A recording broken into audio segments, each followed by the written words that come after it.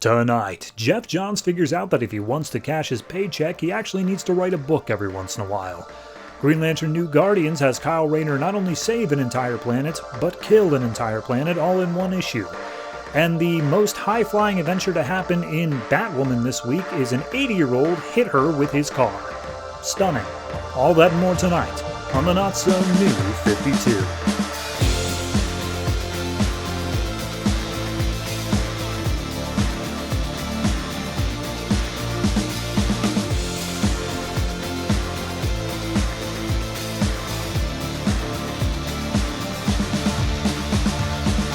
Hello everyone, welcome to episode 142 of the Not-So-New 52. I am your host, and I'm going to try to keep this real brief because we've got a stacked show ahead of us. Because you see, Geoff Johns remembered, oh wait, I never actually published the last issue to Forever Evil.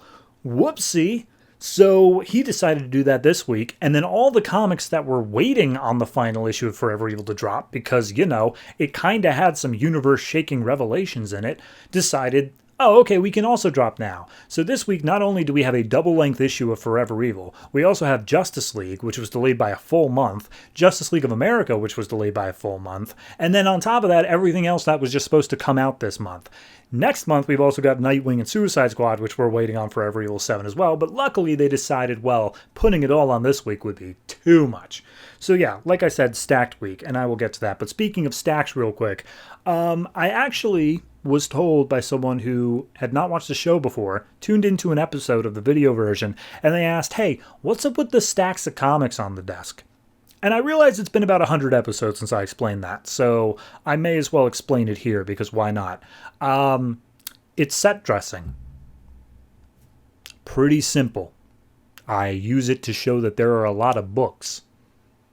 You're welcome. In actuality, though, the purpose they serve is that I add one to these stacks every week, so it is a visual indicator of how many episodes I have done. There are currently 142 books in this stack, but it's mostly set dressing. Seriously, don't look too much into it. Anyway, books coming out this week. Like I said, keeping this short. We have 16 comics that we're covering, and in no particular order, we have Forever Evil, Batman and Robin, Batwoman, Birds of Prey, Harley Quinn, Red Hood and the Outlaws, Batman/Superman, Supergirl, Green Lantern New Guardians, Sinestro, Justice League of America, Wonder Woman, Pandora, and then our two weeklies, Batman Eternal and Future's End. Of note out of that, like I said, Forever Evil's the wrap-up of the event. Justice League and Justice League of America are tying into that.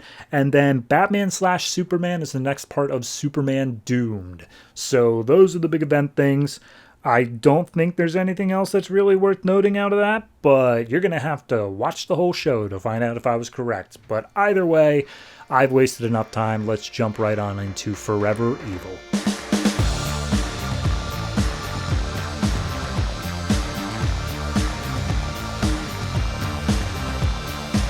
Forever Evil number 7, written by Geoff Johns, art by David Finch. So this is the final issue, and last issue, Nightwing was seemingly killed by Lex Luthor after his identity was leaked, and then Alexander Luthor of Earth 3, it turns out, is their Shazam, and he kills Johnny Quick. So this issue picks up with Batman just shouting and yelling like, you killed Nightwing!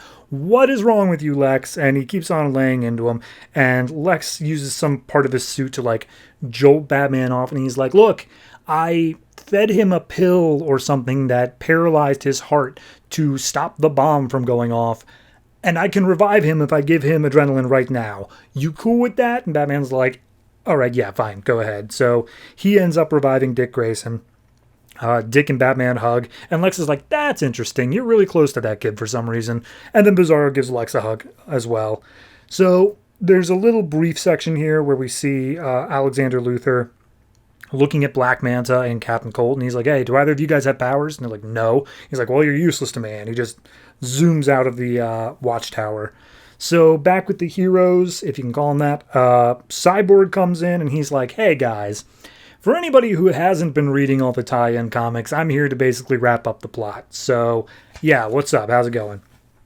So, Cyborg explains that they've got the thing. They're going to go save the Justice League. They just need Batman to come and help, and Catwoman tags along as well. Meanwhile, Batman tells Lex, you guys take care of the crime syndicate. We can handle that. And Lex stretches his hand out. He offers a handshake. He's like, Batman, good luck. And Batman's like, all right, yeah, good luck to you too, man. So, meanwhile, we see Ultraman talking to Deathstorm, and Deathstorm's like, hey, Alexander Luthor is free. Everything sucks. Like, we are in a bit of a bind here. Do we know where Owlman is? And Owlman's off doing his own thing, checking on Outsider, and he's just like, nope, not at all. He's like, okay, well, what about, what's her name? Superwoman? And she's just like, oh, well, I'm right here. And it turns out she is with Alexander Luthor, and she's like, you know how I'm pregnant? It's not yours, and it's not Owlman's. It's Alexander Luthor's, because I'm just evil like that. So Nightwing, Catwoman, Batman, and Cyborg make their way deep down into the hub of this place, and he's just explaining everything that happened over the course of all the tie-in series. And he's like, look, I got the lasso of truth. We just need somebody who's like close enough to Wonder Woman to pull her out of Firestorm, and then everyone else will come out as well.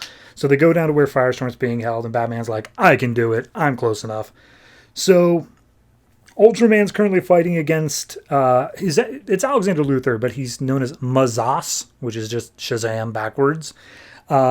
Deathstroke and all the other heroes like Black Manta, Black Adam, all that come up, and they see the fight going on, just like, all right, well, what do we want to do? Do we just let them kill each other? What's going on there? And we see Ultraman like digging his thumbs into Mazash's eyes, and then Deathstorm's trying to get up against Superwoman. She wraps him up in the lasso of submission, and he's just like, oh, I'll do whatever you want. And he's like, cool, awesome.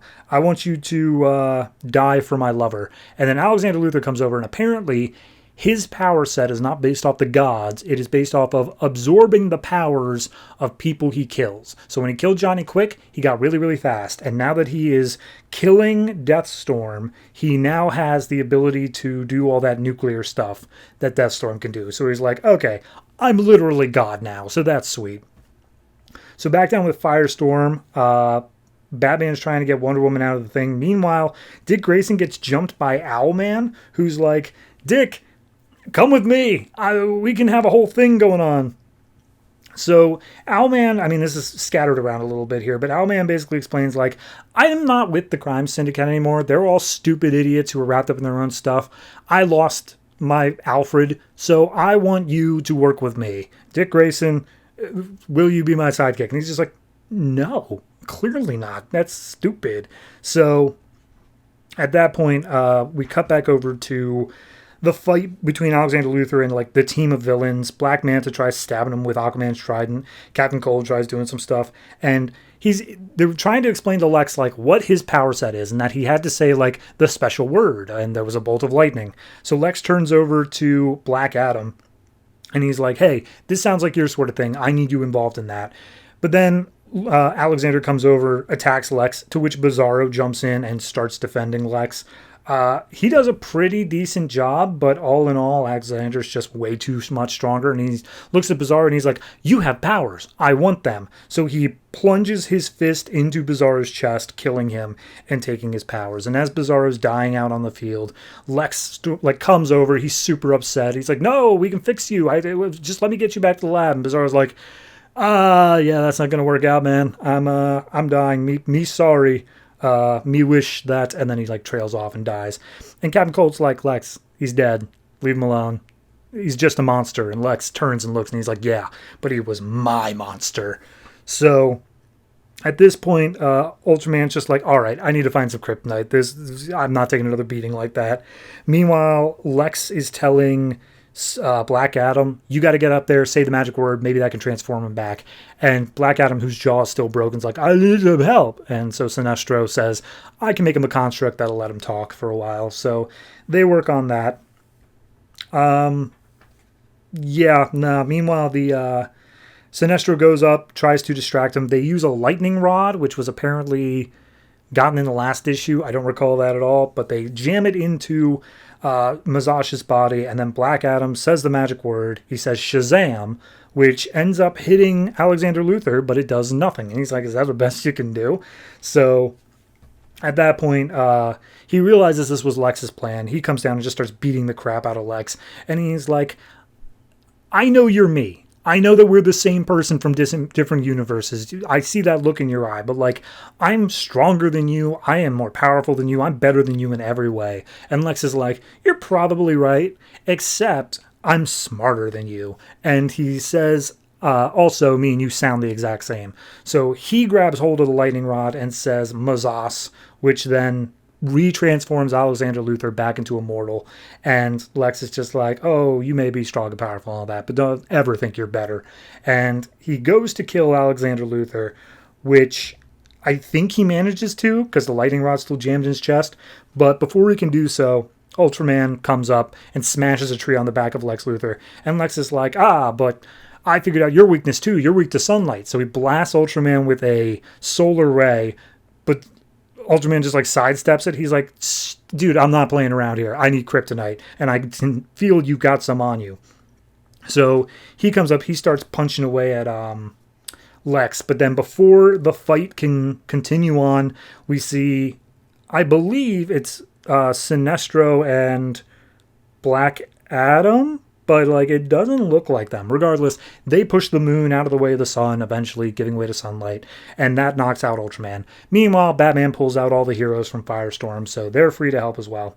And as Ultraman's just like cowering his way towards Lex like baits him with the kryptonite. He's like, this is what you want? This is what you want right here? This is why you're so weak. You need this rock to be able to live. That's why I'm so much stronger than you. And Ultraman begs for him to kill him, and Lex is like, no, I ain't gonna do that. So and then he comes up against Atomica, and she's just like, she's still small, and she's like, oh, I lost my belt. What's going on? And Lex is like, hey, you're the one who started all this. Crush. And just stomps his boot on her, killing her. So, down with all the heroes, Superman's still dying because he had a shard of kryptonite in his brain. If you remember that back from when Trinity War happened. And Lex comes up and he's like, hey, I think I can help. So we see on the operation table, Superman wakes up and Lex is standing over him with like a mask and sutures. And he's like, hey, Superman, I just saved your life. So we get the epilogue, a whole bunch of stuff going on. All the villains who helped take down the crime syndicate, Lex is basically like, well, yeah, you guys can get a fresh start and a totally clean thing. Like, if you just work with me for a little bit, we can, work with that. And Black Adam and Sinestro are like, who cares? We're out. And they just fly away. Black Manta, by the time they turn around, he's already gone. He's given his trident to a random submarine worker and given him a little note saying give this back to Aquaman and tell him I'm happy he's alive so I can kill him myself later. Meanwhile, Catwoman, she's approached by Batman and it's just like, Catwoman, you can start a new life. You shouldn't go back to being a criminal. And she's just like, is that all you have to say to me? And Batman's like, yeah, we're not a thing yet. And she's like, all right, whatever. So she goes off. Dick Grayson is told that he's going to be a super spy. That'll pick up at some other point. And then we go over to LexCorp, who is paying out a huge amount to Slade Wilson, Deathstroke. And in walks a young man representing Cord Industries. And he's like, hey, in issue 1, you were going to make a business deal with my father. And then you almost killed him. I'm here to follow through on that because I don't know about the killing thing. You can have the business. And this is Ted Cord. And Ted Cord's like, yeah, go ahead, take the business. And Lex is like, I would, but you know what? Your father wanted you to have it. He wanted it to be a family business. I will gladly assist you for a consulting fee, but you should be the one running the business. And Ted's like, you're a pretty cool dude, Lex Luthor. So, further epilogue stuff. Vibe and Element Woman were apparently not pulled into Firestorm, so they've just disappeared off the map. No one knows where they are. And the crime syndicate is still around in the form of Owlman, who's just missing. He disappeared after failing to get Nightwing on his side. Ultraman's just crying in a cell. And then Wonder Woman spending time with Superwoman, who is not giving up any info about the giant tear in the sky from earlier, but she is kind of baiting him, saying oh, my baby's kicking. Oh, it's going to come soon. So Lex is making another Bizarro clone. He's ready, and he doesn't want it to be a perfect Superman. He wants his Bizarro back. And we see him just pulling up Google images of Batman and Bruce Wayne and how Bruce Wayne relates to Dick Grayson. And just oh, Bruce Wayne is Batman. Okay, fair enough. And then the final thing we get is Superman talking to the Justice League, and it's just like, okay, Superwoman's telling us that something's coming. It's clearly Darkseid, right? Darkseid's coming back. He's the only one who could destroy the whole universe. And they're like, okay, well, like, what if it isn't Darkseid? Shouldn't we, like, be on the lookout for that? And Superman's like, pshaw.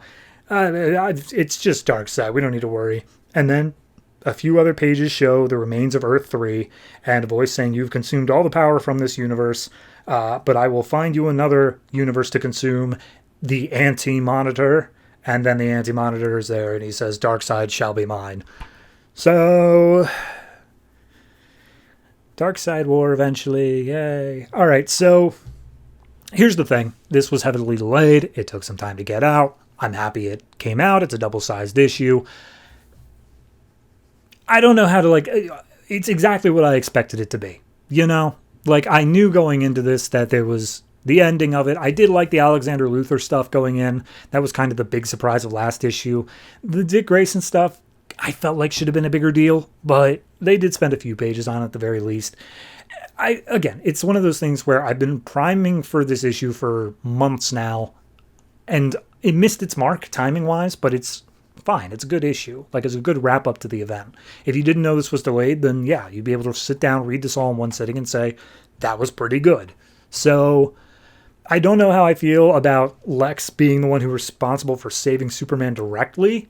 I feel like that kryptonite thing should have just been wrapped up, like, as he was inside Firestorm. You just say, like, and it dissolved. Like, he can just save the world. He doesn't have to save Superman directly, you know?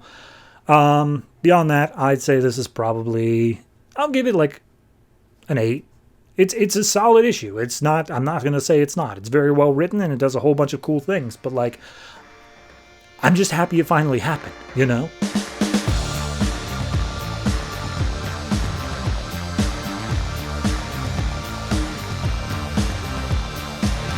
Justice League number 30, written by Geoff Johns, art by Doug Mahnke and Ivan Reis. So, Forever Evil wrapped up. We got issue 7 of that, and then this is just the immediate follow-up. So we meet up with the Secret Society, which consists of a bunch of C-listers, and they're like, yeah, we know the secrets to taking down the Justice League, but they think the Secret Society is gone. We can go ahead and attack them now before they even realize we're still here.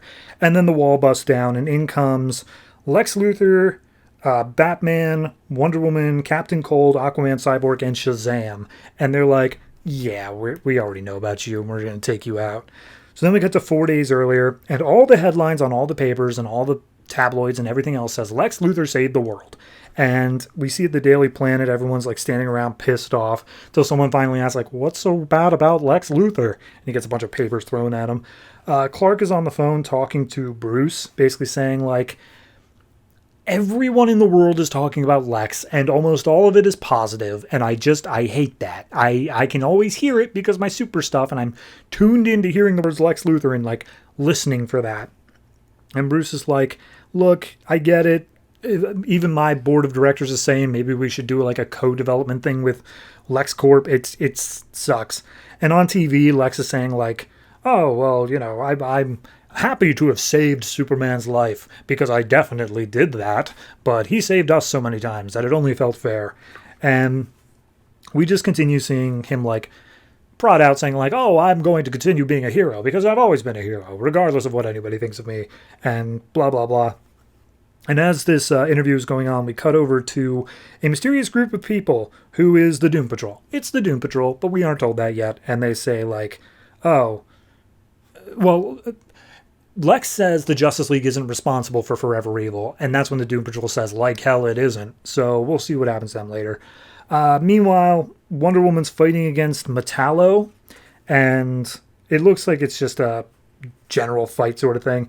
And they're asking, where is Lex? That's the main thing she wants to know. And Wonder Woman's like, I will cut off your head if that's what I have to do. And Flash is there as well, and she's like, no, we'll put him on trial. We're not going to cut off his head or anything like that. And one was like, want to bet? He's just like, yeah, I think you're joking. So at that point, Metallo doesn't have anything to add to that. He doesn't know where Lex is. Meanwhile, in Central City, Captain Cold is on probation, but, like, he is out of jail at the very least, and his probation officer's just like, look, just stay on the good side of things. Like, you've got a real good chance here. And it's just like, yeah, I don't think Flash is ever going to let me stay on the good side of things. Like, it's always going to fall back into the way it was. And the probation officer's like, I heard you did some real good. How about you lean into that? So back at the Bat Cave, because the Watchtower is still out of commission, they've gone through all these different associates trying to figure out where Lex Luthor is, and none of them can figure it out. And I love that Batman says, like, oh yeah, Lex is just an insect, but bats eat insects. And Flash is like, oh my god, did you just do a bat pun? So at this point, Cyborg and Aquaman join in, and they're like, hey, we've asked around like the entire globe. I've searched the internet. Aquaman searched all the waters. Lex is not anywhere. I don't know where he is. And Batman's like, I know where he is, because we just got an invite to a new satellite orbiting Earth. So they go up into the satellite. They're teleported up. And Lex is the one who made it. And he's got champagne out. He's like, hey, look at you. Welcome to the new Watchtower. And Superman's immediately like, what the hell are you doing, man? And he's just like, oh, well, I'm a changed man, and I'm celebrating, and I figured the Justice League could use a new Watchtower, so I went ahead and made one. And immediately Superman's just like, we're not doing this right now. And he's like, hold on, before you say anything, I think we could also use some more raw power on the team. So I invited Shazam, and Shazam's like, I don't drink champagne. Do we have soda? And at that point, Superman's just like, Shazam, look, we'll talk about you later, but we're not letting Lex into the league. And Lex is just like, all right, hold on. Look, here's the thing. You guys have saved the world more times than we can count. Right now, you guys have an optics problem, whereas everybody loves me. So if you're going to include me in the team, just include it because it's going to look good for you guys. And Aquaman's like, we don't care about optics. And it's like, clearly you don't, Aquaman. But yeah, no, you need to do it. But how about, to prove that I'm good, Wonder Woman, put the lasso around my neck. And it's like, we could just do your hands, man. Nothing that big. So they start asking him questions like, where have you been? And he's like, I've been working on this satellite. And it's like, okay, why do you want to join the Justice League? Or sorry, why did you build the satellite to join the Justice League? Why do you want to join the Justice League? Because I'm an egomaniac. And it's like, well, all right, guess he's telling the truth.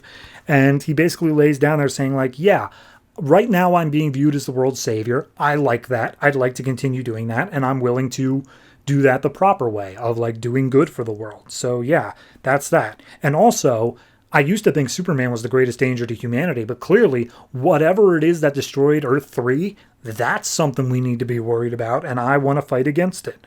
And Superman's like, all right, I've had enough. Justice League is for us. You know, go away. And Luthor's like, all right, fair enough, I'll go. He hands the keys over to Cyborg, and he's like, you know where to find me if you need me? So long. And he teleports out. And Cyborg's like, all right, well, I uplinked myself and everything seems chill. Like it was actually just a straight up gift. No big deal. And so Superman's just like, whatever. Don't want to talk about it. But like, how about we like figure out what that thing is that destroyed Earth 3? Maybe we should figure that out. And they say like, yeah, we shouldn't really open a portal over there. It's a whole thing. But one of them makes a comment of, during Forever Evil, when Power Ring was killed, the thing that opened up the tear in the sky was when the ring like started seeking for a new host. Maybe we need to go find the ring. So then we cut over to Portland, Oregon, where a girl named Sarah is standing outside a door trying to talk to her sister Jessica. And Jessica will not open the door. Jessica was apparently warning everyone that like an apocalypse was coming and everybody needs to like stock up on toilet paper and whatnot. And the sister's like, look, we know we were a bad family when you were acting crazy, but you were right, and we'd like to continue talking to you. Can we please just talk? And Jessica's like, I don't think now's a really good time. And we cut inside, and we see Jessica is freaking out because there's a floating green ring inside her house that just says, Jessica Cruz of Earth, you've been chosen to destroy the Earth. Aye. So, last little epilogue bit, at Wayne Manor. Doorbell rings, Alfred answers, and Lex Luthor standing there saying, hi, Alfred, tell Batman that Lex Luthor is here to talk to him. So, oopsie.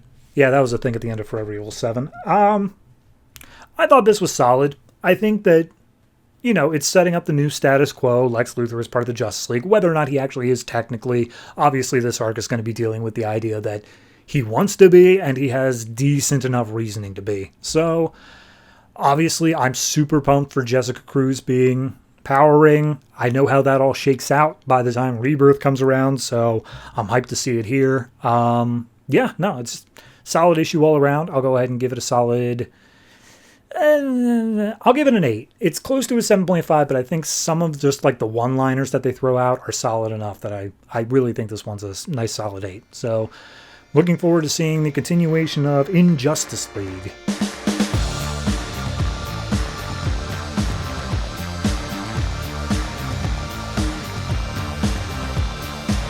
Justice League of America number 14, written by Matt Kindt, art by Eddy Barrows, Tom Derenick, and Diogenes Neves. So, Forever Evil ended, and we get the wrap-up to everything that was going on there. We are at a Argus Black Site location, which I think is just a strip mall in the middle of nowhere, and we see that Steve Trevor is giving the breakdown to Stargirl, Courtney, and basically is just saying, like, hey, the team's closing down. That's the most you need to know here. I'm not going to give you the details, but, like, that's everything you need to know. And she's like, okay, continue. So we get the breakdown, basically, for anyone who wasn't reading Forever Evil, which I don't know how you managed to get through this book, especially without that, but we get the breakdown of the whole fight, and Courtney's saying, like, yeah, Lex Luthor did this, he saved the day, blah, blah, blah. All that sort of stuff happened, but... that's all what was going on while we were inside of Firestorm. So we see from Courtney's perspective, she's like, okay, but like during all that, I became really good friends with Martian Manhunter, and I just want to know where he is right now. And we see Manhunter is at Argus headquarters threatening a guard, saying like, I can rip into your mind right now and tear out what I need, but I'd like to know it just by you saying it. Where is she? I want to see her. And she's just like, I don't know what you're talking about, but my boss is just down the hall, so go ahead and do that. And he's like, great, thanks. So Stargirl then says, okay, well, what happened to the rest of the team? And Trevor's like, it's pretty much all classified. Not really much I can tell you there.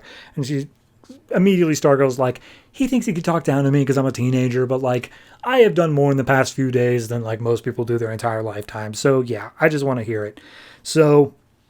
he apparently says Catwoman went back to a life of crime, but because of the specific way that he was saying it, she reasoned out like, yeah, no, Catwoman was never going to be doing that exactly. And we see a sequence of her going and breaking into Argus headquarters, getting the clean slate protocol, which is just wiping her existence from Argus database files, and she fills it in with a bunch of other like extraneous information. So it says like Catwoman, aka Melina Styles. So she's basically just looking for her own fresh start, but she doesn't want Argus breathing down her neck. Meanwhile, we cut over to Martian Manhunter, who is currently on the other side of like a blocked vault door, and he's talking through it, and he's like, all right, look, I know you think there's a psychic lock, which means I can't read your mind, but I still know what you're thinking anyway. And then you think that the phasing tech will stop me, but if I'm good enough to figure out all this just on the other side, you think I'm not smart enough to tear my way through. So how about you go ahead and just open up the door? So then we cut back over to Courtney, and she's like, all right, what about Simon Baz? He clearly had some issues going on. And she recounts that it's, he's got problems. He was regarded as a terrorist before this, but now he's really managing to turn his image around. And we see him in Michigan, Detroit. There's a bunch of like rubble and stuff like that. He manages to get a kid out of it. And as he lands with the kid, the whole family is just like, oh, thank you so much. You're an awesome superhero. Everybody loves you. You're the coolest. So people are happy about Simon being a Green Lantern now.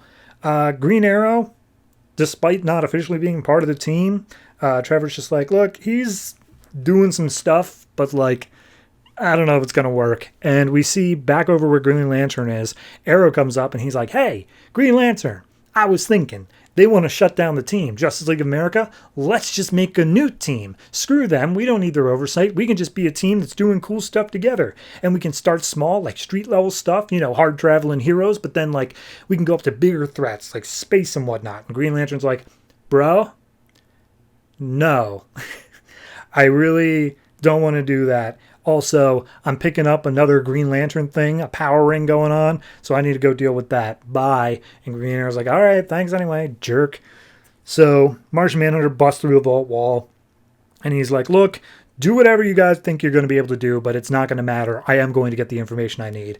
And they attack Martian Manhunter with some like shocking weapons, and he just immediately gets rid of it. And he's like, cool, awesome. Where the hell is Stargirl? So then Stargirl says, all right, what about Katana? And Katana is currently climbing a mountain in the Himalayas. And she gets up to the top, and already at the top is Green Arrow, who gives the same thing. He's just like, hey, Katana, over in my book, you and I worked together very briefly already. So how about we continue doing that, and we will all be part of a team? And I know you came up here for some training at this monk school thing on top of the Himalayas, but, like, they suck. Don't worry about them. I can teach you everything you need. And Katana just brushes past him and doesn't engage. So Martian Manhunter knocks out all the guards. He gets the information he needs. Well, he's about to, but standing nearby, behind the wall that Martian Manhunter senses, is Amanda Waller. And he's just like, you know where she is, tell me what's up. And Waller's like, whoa, hey, over in Suicide Squad, I've been torn a new one recently, so you don't need to be threatening me. I am the one who wanted Stargirl to make a new team anyway. I'm the one who sent her in to get all the information she could from Steve Trevor. So, yeah, don't worry about it. She's about a mile from here. I'll tell you exactly where she is. And Manhunter's just like, Trevor has her? Is she being interrogated? Just like, no, I told you. It's literally the opposite way. So, at that point, Stargirl kind of just lays down the law.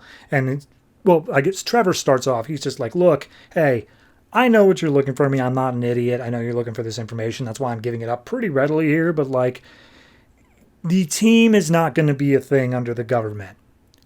Under the government. Wink. If you wanted to start do you get what I'm saying here? And Trevor's just laying it on thick. And she's like, oh, okay, yeah, I get it. What about everybody else? Can you tell me where they are? And Trevor's like, well, I already told you the other ones. Hawkman's out in space. We don't know where he is. Vibe just disappeared. Same thing with Element Woman. We have no idea. So, yeah, if you start a new team, you're going to need to start hunting for some new members. And Stargirl's just like, all right. Thanks, bye. And she just like walks out, and Trevor's like, that girl's got some moxie. She's never going to give up. So as Stargirl walks outside, Manhunter's there waiting, and he's obviously very concerned for her, but she's like, hi, how's it going? I got all the background information I could from Steve Trevor. What's wrong? Were you worried about me? Oh, that's adorable. So at that point, she checks Twitter, sees that JLA is basically being blamed for everything that happened during Trinity War up to Forever Evil. So they need to basically disband and start a new team. And she's just like, well, yeah, you're going to be on the team with me. I'm not going to be on any team that you're not a part of.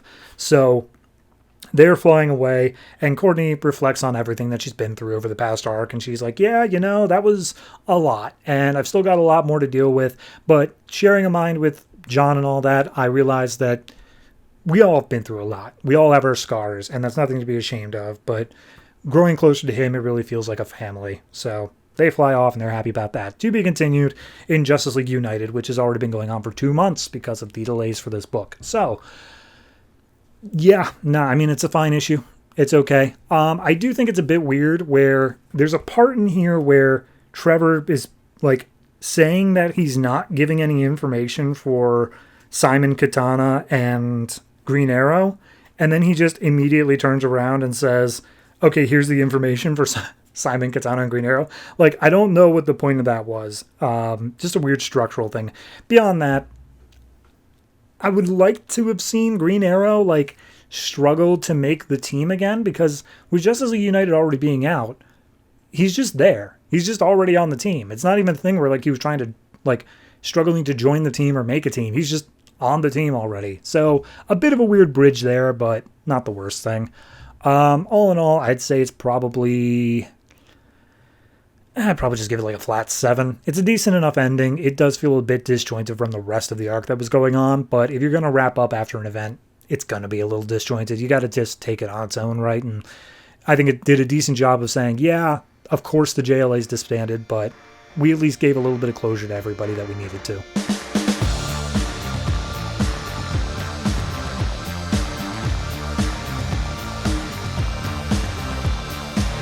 Batman Superman number 11, written by Greg Pak, art by Tom Derenick, Daniel Sampere, and Karl Kerschl. So this is part 3 of the Superman Doomed Chapter 1, which is Infected. And last time Wonder Woman calmed Superman down, and he went back to human form after being in a real bad place, but he's still sick. So over at Wayne Manor, Batman's checking a thing of Superman's blood. All the media is reporting that Superman went crazy and turned into a big monster thing, and he's since reported himself to testing from the government in order to try to figure out what's up. Also, Lex Luthor's helping out, and Batman's like, they ain't gonna be able to do anything. They like, this is all just a big mess. And he looks at Superman's blood and sees that he's infected, and it's like he's looking over at the media and he's like, they're trying to turn everyone against Superman, and it's working. So he goes up to the Fortress of Solitude and he's like, all right, if I'm gonna get something, I need to track where Doomsday came from. Readings say it's from here, so let's start at the fortress.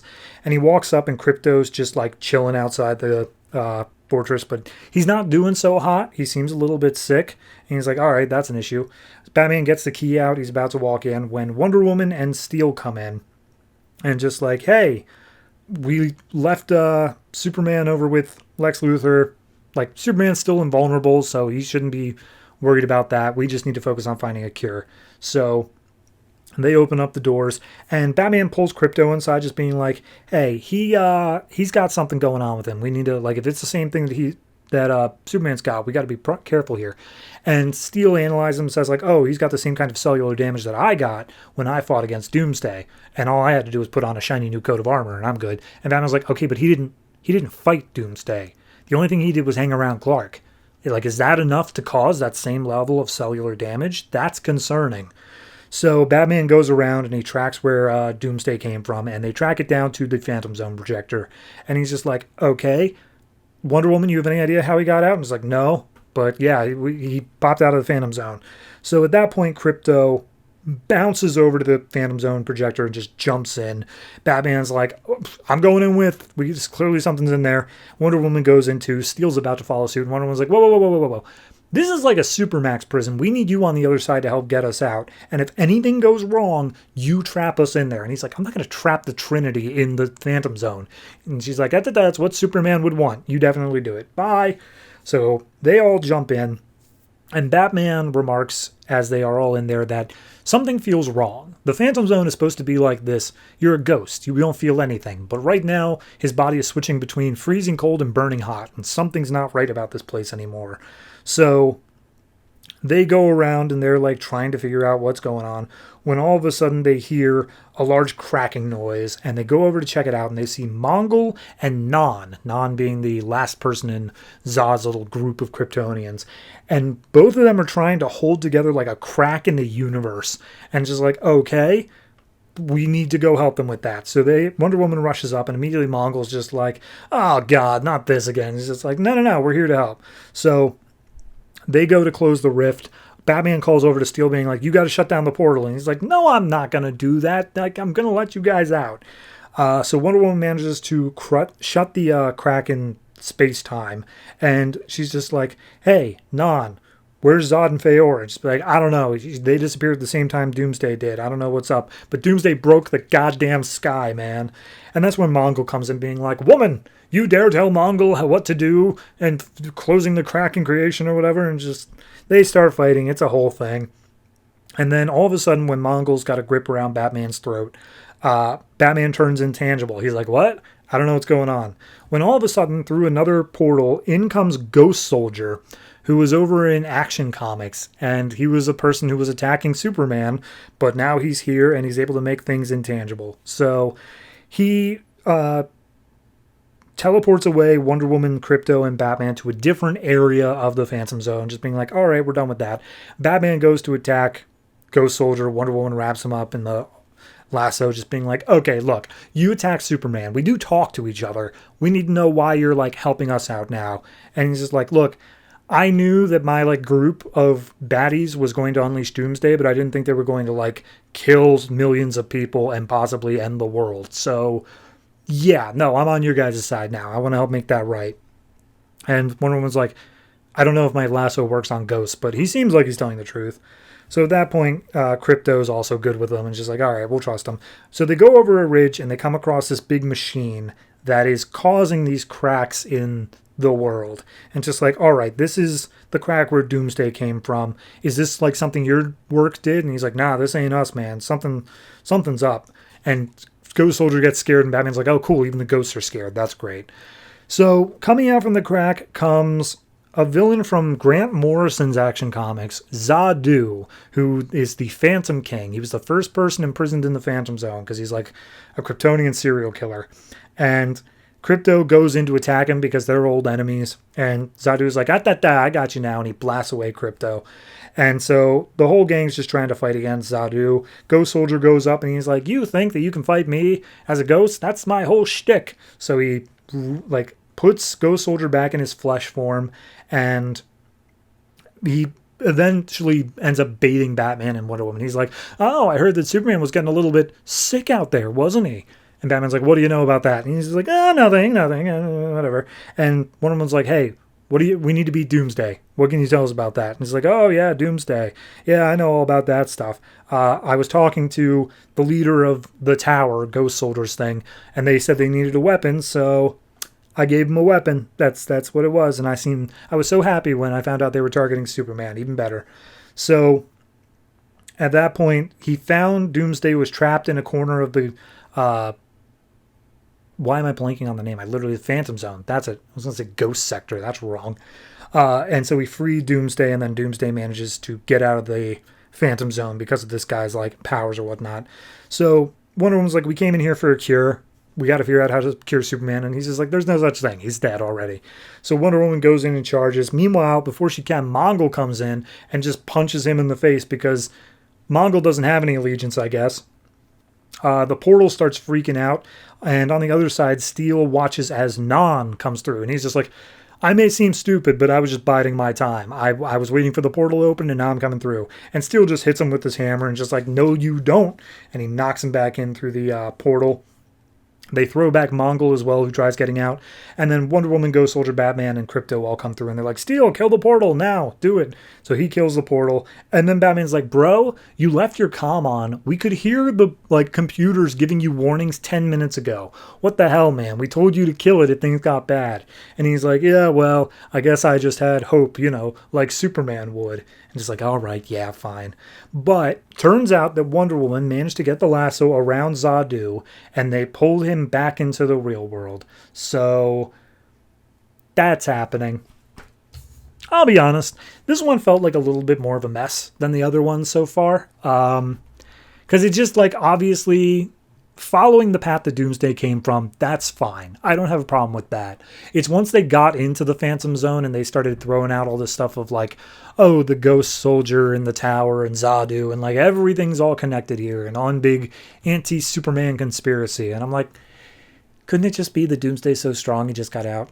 Like, yes, the Tower could have had something to do with it, but like, why did we have to pull in Zadu? Why are Mongol and Non a part of this? It got a little bit too overly complicated for my likings. I think you could have simplified it down, made it a little bit easier to follow, but I mean, the Phantom Zone's already a little bit of a hard thing to follow with how they draw it. It's like, it's everywhere, but nowhere, but also real world, but not. So all in all, I'm going to give this one I'll give it like a 6.5. I was hoping for better from this book because I think that it is capable of doing more, but that's what you get with a crossover, I guess.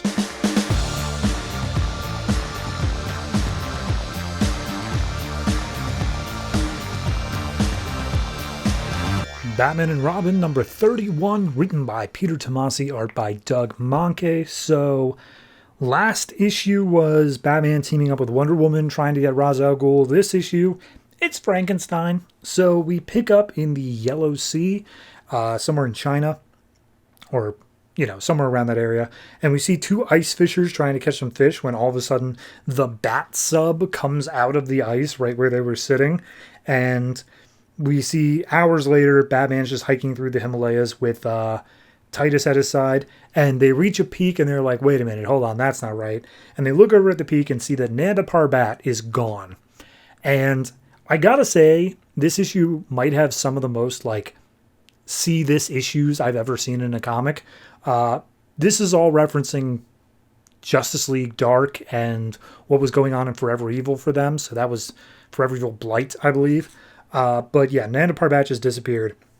And he's just like, all right, look, we need to get back down. Let's start climbing. And then before he can do anything, Batman's got a fist wrapped around his throat and he's just Frankenstein. And he's like, hey, Batman, last time we met, you cut me up into a bunch of little pieces. I'm still pissed off about that. He throws Batman aside, just being like, oh, yeah, maybe that's how I should leave you this time. And Batman's like, Frankenstein, I was in a really bad place, and I'm very sorry. And he doesn't say sorry. He's like, oh, you just used me like a lab rat, like everybody else. You know your Robin had to spend 27 hours stitching me back together? Do you understand what that does to a man? You don't get to just walk away from that. And he's like, I was grieving. I got blinded by that. And he's just like, oh, okay. So tell me, why were you here? What are you doing? Why are you here at all? And he's just like, I changed my mind. I'm not resurrecting my son. That's all I got to tell you. Now get your hands off me. And Frankenstein's like, I just want to hear two things from you. First, an apology. And he's like, I'm sorry. I didn't mean to. And he's like, okay. Now tell your dog to stop chewing my leg. And it zooms out and shows Titus just like, arr, arr. So Batman asks what happened to Nanda Parbat. Frankenstein gives the long story of like, Forever Evil Blight happened. It's an area of great spiritual stuff. And then because of all the bad juju that was happening there, it just disappeared to the space between spaces. And Batman's like, all right, fair enough. And Frankenstein's like, why do you need it? And he's like, well, if I'm making a long story short, my son got dug up by my baby daddy's or my baby mama's father, and now he's trying to resurrect them, and I'm trying to make sure that doesn't happen. And Frankenstein's like, oh, that's Ra's al Ghul. Ra's al Ghul's trying to do that? And he's just like, yeah, he's got a whole thing. I don't know. I guess he thought it'd be Nanda Parbat. That's where I traced him to, because I put a GPS tracker in his blood, and it led me here. And Frankenstein's like, well, I mean, as long as you're trying to stop him from breaking the natural order like that, I guess I could be on your side here, so I'm willing to help out. And Batman's like, cool, great, but like, first thing I need to do is find him. And he's just like, right, let's go. So we cut to nearby where I don't know what's going on, but they found a Lazarus pit and there's some sort of crystal that's activating it. And Ra's is like, all right, lower in the sarcophagus. Let's do this. So we see Frankenstein and Batman making their way deeper into Nanda Parbat, and Frankenstein's like, hey, Batman, how did you know Nanda Parbat was here? He's like, oh, I did some training here. I spent 7 months in a pitch dark cave, and I wasn't allowed to see or talk to anybody, and it was a meditative thing that was trying to show me, like, death and rebirth. And Frankenstein's like, I mean, did you learn anything? He's like, yeah, being dead sucks. Frankenstein's like, yeah, I could have told you that and saved you 7 months. So then all of a sudden, a bunch of Yetis attack. I don't know. They're not actual Yetis, but they look like Yetis. And they start like going after Frankenstein and Batman and a bunch of kicks and guns and swords and stuff. And immediately Batman realizes, like, wait a minute, hold on. They're fighting protectively and they've already got like scratches and scars on them. They won't fight us if we don't fight them. Lay down your weapons. And Batman like throws off his gloves, his gauntlets, shows the Yetis their bare hands. Frankenstein's like, I'm not doing that. And he's like, do it, Frankenstein. He's like, ugh. So he throws down his weapons. And all the Yetis start talking in their own language. And they are just like, all right, cool. We get it. And then Batman goes down and he draws like pictures in the snow of Ra's al Ghul and like the sarcophagus and whatever. And he points to like the scratches on the Yeti's chest. And the Yeti takes a big like wooden spear that he's got and he shoves it in the ground and goes, grah. And then Batman puts his hand on it and goes, grah. And Frankenstein's like, yeah, grah, I guess. So they've all made a pact now. And the Yetis lead Batman down deep into this temple underneath Nanda Parbat's previous location. And Batman remarks how the signal's getting stronger and he's able to track him down here. And as they make their way down, there's a big solid door that they need to get through. Frankenstein uses his strength, opens it up. And as they look inside, Batman says, no, I'm too late. So what does that mean? I don't know. But it looks like the sarcophagus was already in the Lazarus pit before, so that could be a bummer. Anyway, it's a fine issue. I like the fact that Frankenstein was brought back here, even for the joke of it, just for the joke of like, hey, Batman, we have some unfinished business from last time. No, it's a good issue. The way it's ended, I feel like Frankenstein's going to be around the next issue as well, but I don't think he's like credited, so I don't know. We'll see what happens. All in all, I'll give this one 7.5. I'm enjoying it. It does feel a little bit light to me, and the Yetis are just kind of a out of nowhere thing, but it's fun. I'm having a good time, and that's counting for more than half the comics I'm reading at any given point.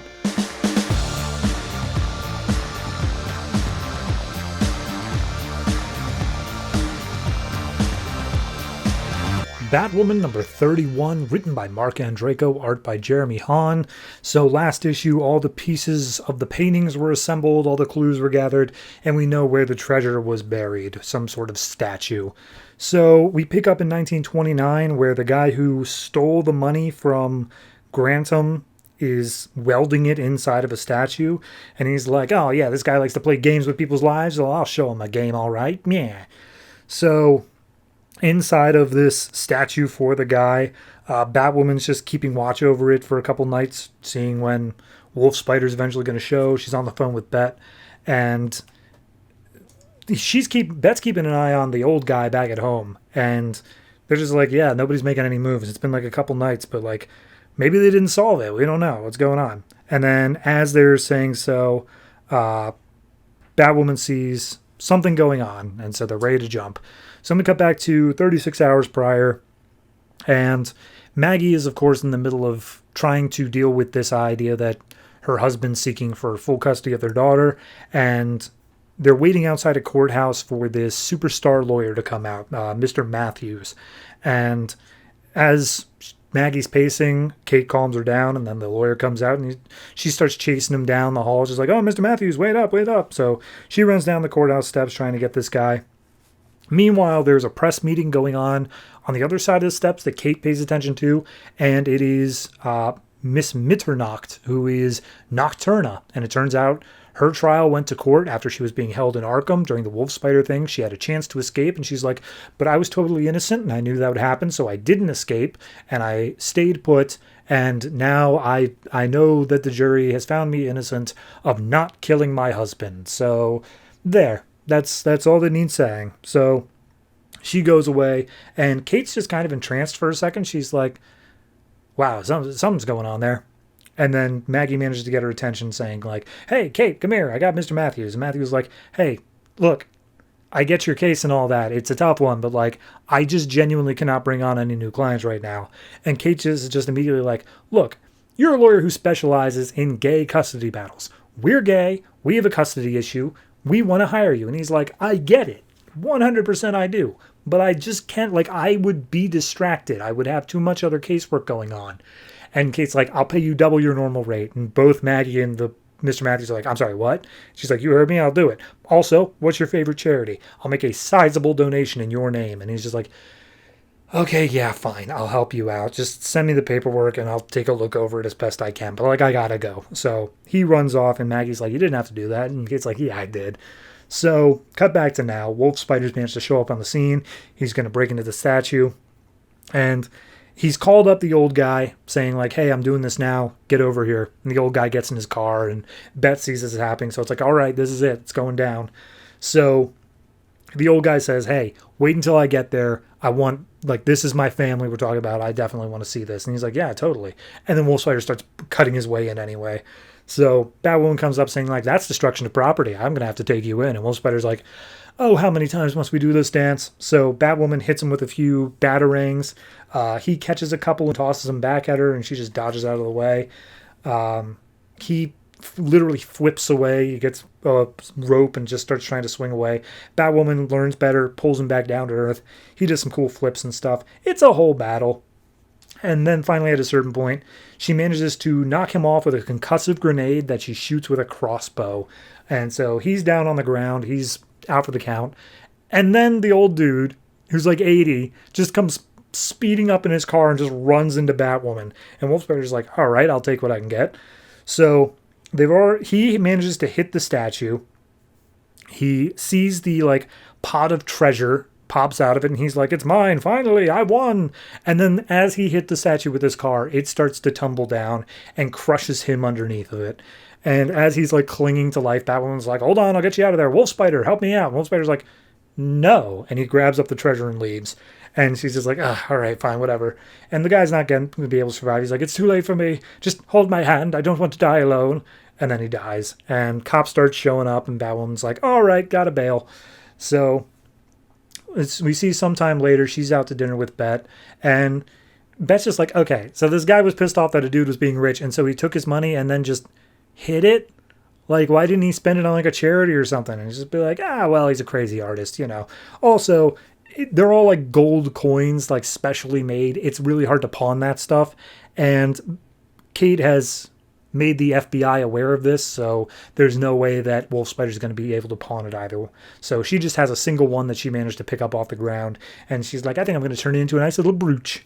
So we then cut over to Slaughter Swamp, where we see Wolf Spider, because of the narration boxes. He's like, you know what?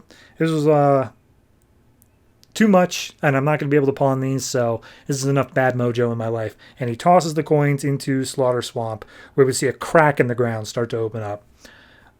Meanwhile, in the Gotham Fashion District, Kate is seeing some shoes, and stepping up next to her is Evan. If you remember Evan, he was in like issue 1 of this arc. And he's just like, hey, shopping for shoes? I could use some new ones myself.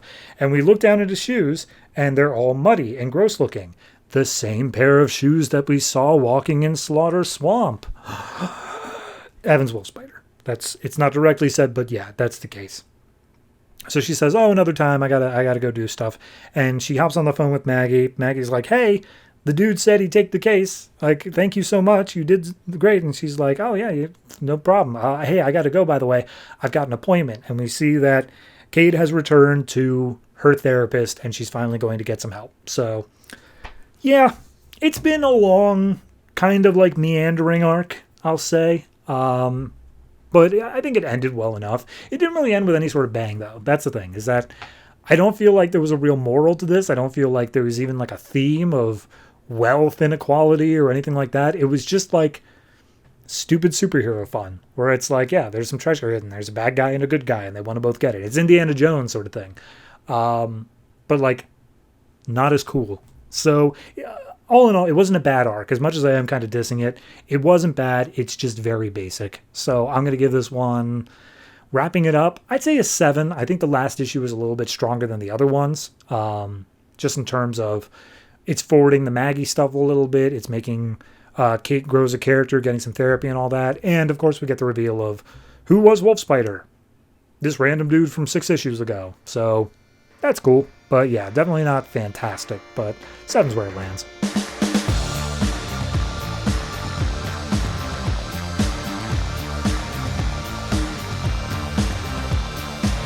Birds of Prey, number 31, written by Christy Marx, art by Robson, Rocha, and Scott McDaniel. So, last issue was the end of like a whole big overarching arc, but the big thing was Canary's ex/current husband, Kurt, was revived, I guess.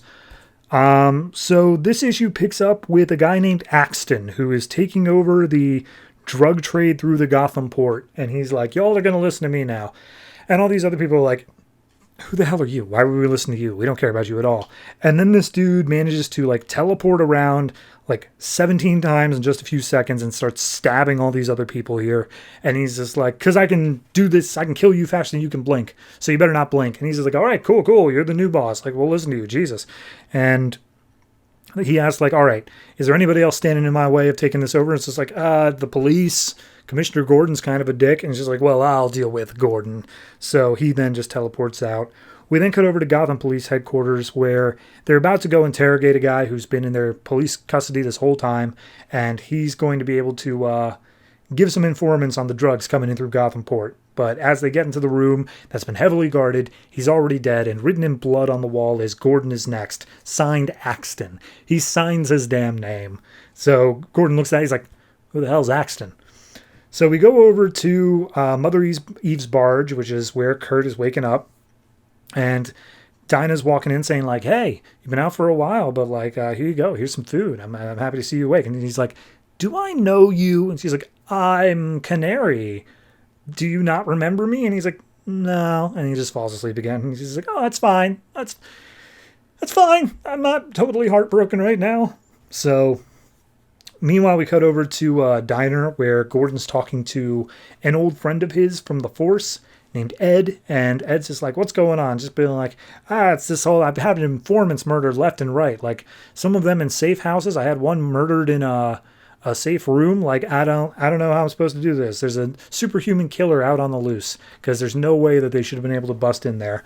And Ed's like, oh, geez, it sounds crazy. Anyway, good night. And as Ed walks off, we see that he's the same guy who's been working with Mother Eve, and he calls into the Birds of Prey saying, like, yeah, we got a superhuman killer, and I managed to get through some other sources that Gordon's the next one on his list. And Babs is, of course, just like, Gordon's super important, and we can't let him die for any reason whatsoever, okay? Is everyone cool with that? And it's like, yeah, Babs, we know. Like, we're not going to let him die. It's all good. So they look at some, like, stats or something that says that he must be operating out of the shipyard, and they memorize, like, everything about the shipyard as best they can, because they're like, okay, because of what we're figuring out, this guy has a jump length of about, like, 20 feet. He can jump that far, and he can do it pretty much instantaneously. So we got to be able to fight him on those grounds. And we got to try to find him before he does anything stupid. And then simultaneously, we see him teleporting into GCPD right next to Gordon. He's just like, Gordon, are you going to fight me? And Gordon, immediately all the cops draw guns. He's like, whoa, okay, hold on, everybody, hold on now. I don't want any shots fired. And then this Axton just teleports behind him and teleports out Gordon. It's like, all right, well, that's that. So they get over the comms as they're heading down to the docks, and they let him know, hey, Gordon's been kidnapped. He's probably at the docks right now. And Babs is like, oh, God, he could already be dead. And it's like, oh, hold on, we don't know that for sure. So we see Axton takes away Gordon's gun, and he's just like, I like the thrill of the hunt, Gordon. Run and see if I can catch you. And Gordon starts running. He's just like, all right, I'm at the dock. I just need to keep my back covered, because I don't want him sneaking up on me that way. So I'll just keep my back to the shipping containers. And we see the Birds of Prey are all out, keeping an eye out for him. They see Axton, and they've got a lock on him, and Condor's about to swoop down and attack, but he teleports out before they can. So we see him teleporting over to get the drop on Gordon, but before he can do so, Strix jumps in and takes the hit in the chest from Axton. Immediately, Gordon's like, is that a Talon? Why did a Talon just jump in the way and save me? That's insanity. So Axton does a bunch of jumping around, stabbing Strix over and over again, being like, haha, you are no match for me. Also, why are you bleeding black? That's weird. But he turns his attention back to Gordon, which, of course, Strix is, like, functionally immortal, so she just gets up and, like, tackles Axton, and Axton's like, okay, enough of that. So he teleports away. Condor's right on him, is about to, like, start punching him. He teleports away from Condor, right into Batgirl's elbow, to which then he teleports away again, and Canary's there with a canary cry, so he teleports away again. And then Condor's on him with the telekinetic abilities, so he teleports away again. And they just keep on laying into him over and over again, so finally Batgirl gets hands on him, and just starts beating the ever-loving crap out of him, to the point where Gordon steps in being like, stop, Batgirl, you're gonna kill him, just like you killed my son. Remember? You did that. And Batgirl's like, no, I'm not. And then she stops beating him, gives him a tranquilizer, and says, there, now you can get him to Blackgate. So they take him away, and Batgirl's looking over the sea and just being like, Canary, I could have done it. I could have killed him. He was going after my dad. It's if he hadn't have stopped me. And Canary's like, oh, you wouldn't have killed him. You have more limits than that. Trust me, you're fine. And she's just like, you're right, but my dad has so many enemies. How am I supposed to protect him all the time? And Canary's like, I don't know. We just keep doing what we're doing, I guess. And then that's the issue. That's it. It's okay. Like, that's the thing, is that for a one-shot issue, it's fine. Like, I don't mind it being here. And maybe it will play into something bigger. Like, maybe future issues are going to be like, oh, Axton's actually still a threat or something like that. I doubt it, but it's possible. I don't know.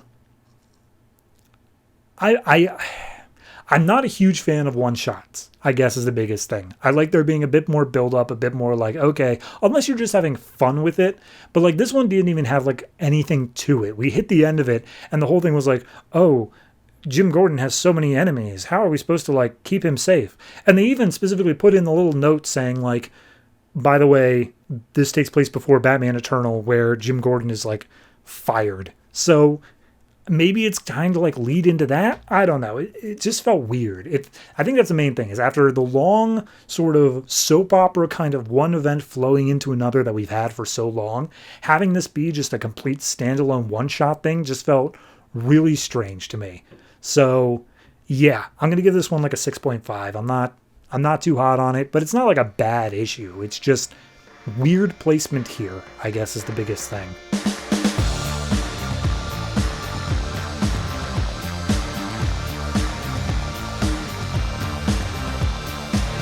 Harley Quinn number 6, written by Amanda Condor and Jimmy Palmiotti, art by Chad Hardin. So we continue on with the adventure of Harley going around with an old geriatric super secret agent killing Russians.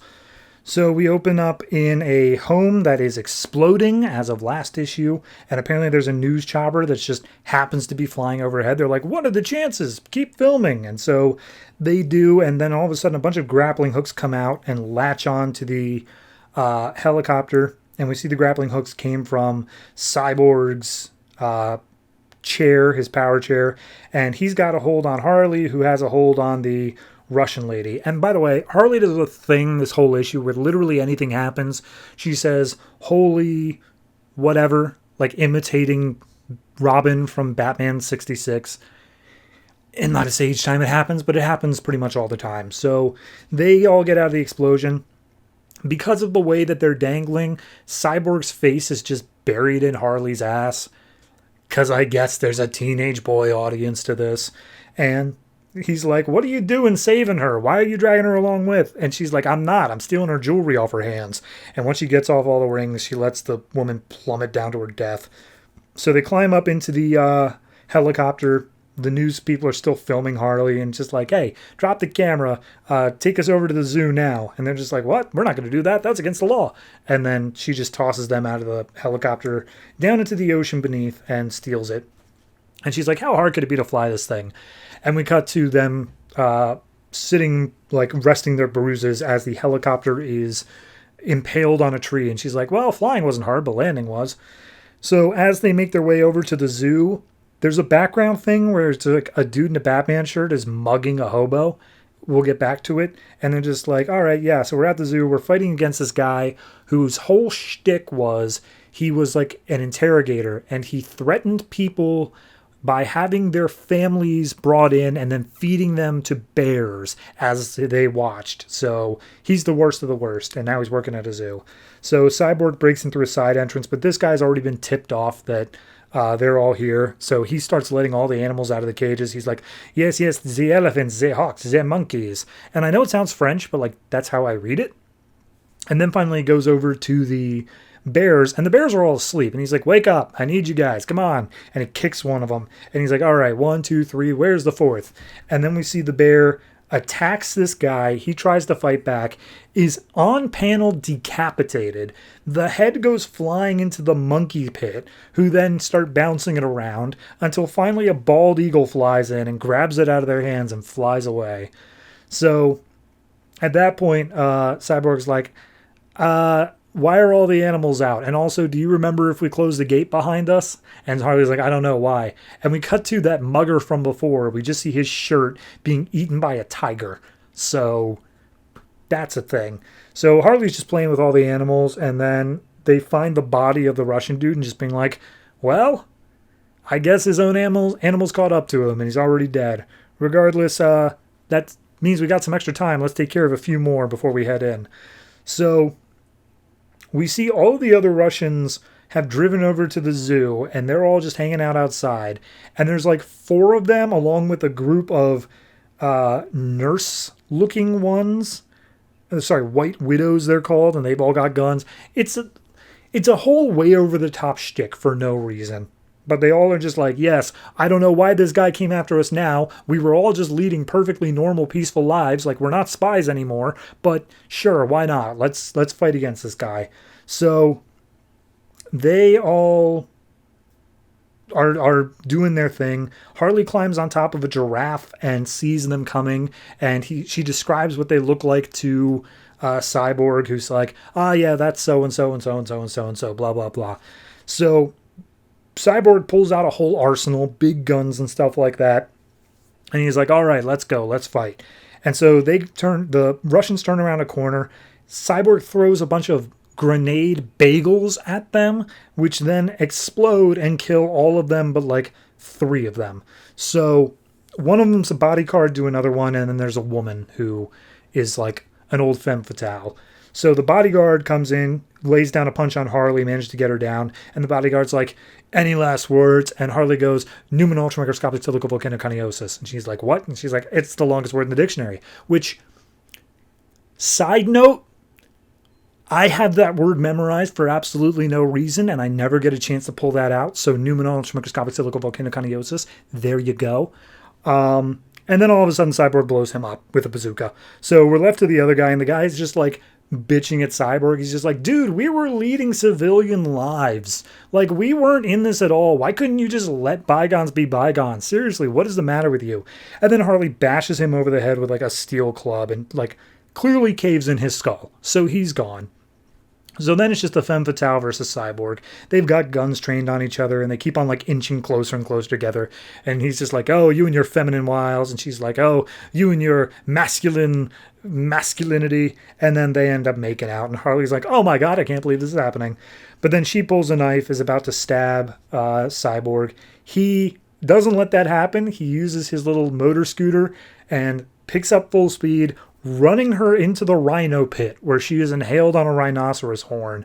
And he's like, oh, it makes my heart feel bad to see her get impaled. And she's like, oh, did you felt that bad for her? And he's like, yeah, or I forgot to take my heart meds, one or the other. So with all them dead, he's like, all right, there's one more person we need to take care of. The most heinous villain of them all. And Harley's like, this wasn't in the files you sent me. And he's like, oh, this one's too evil. And we see it's this random dude just sleeping in a bed. Cyborg breaks in, wakes him up, and he's like, hey, Chuck, remember me? You sold me a car back in the 50s, and it had a bad radiator. And by the time that I got back from the car shop with some parts for it to fix it up on the side of the road, it had been torn apart by hoodlums. That's all your fault, Chuck. You should have told me there was a bad radiator. And Harley's like, seriously, that's what we're doing here? And he's like, hey, if I'd been able to keep that car, I would have gifted it to you because I don't have any other family. And she's like, I could have had a cool car. And she just throws the Chuck out the window. That's it. So they walk back home. They spend some time on the Coney Island boardwalk watching the sunrise. And he's like, it's nice to be able to spend the sunrise with a beautiful woman like you on my arms. I hope we could stay friends. And she's just like, oh, of course. Yeah, anytime you need a date, give me a call. And then all of a sudden, the bald eagle carrying the head of that one Russian comes in and drops it off in his lap. And he's just like, geez, what am I supposed to do with this? And Harley just punts it back into the ocean. So, final page is Harley gets back to her home. She drops off all the jewelry that she stole earlier on. And then Poison Ivy is in her room with like 2 other villains in her vines. And she's like, hey, these 2 people were waiting to kill you. I took care of them. Just letting you know, I got a lead on who put that hit out on your head. So that's a thing that we will get to next issue. I mean, yeah, it's a good enough wrap up to the last issue. All the killing of Russian spies and whatnot. I do like the little story bit of they aren't actually evil. Like, yes, they were evil and they clearly should be held accountable to some extent. But like for the past 50 years, they've just been leading normal lives. Like they had no reason to continue this. But yeah, I don't know. It was cute, but there's only so far cute's going to take you, especially with this sort of book. So I'm going to give this one, I'll give it a 6.5. It's not quite 7 territory, but I don't dislike it. It's just, okay, yeah, that's fun. But I did get to say Numen ultramicroscopic silicovolcanoconiosis, and I don't get to say that enough. So half a point just for that.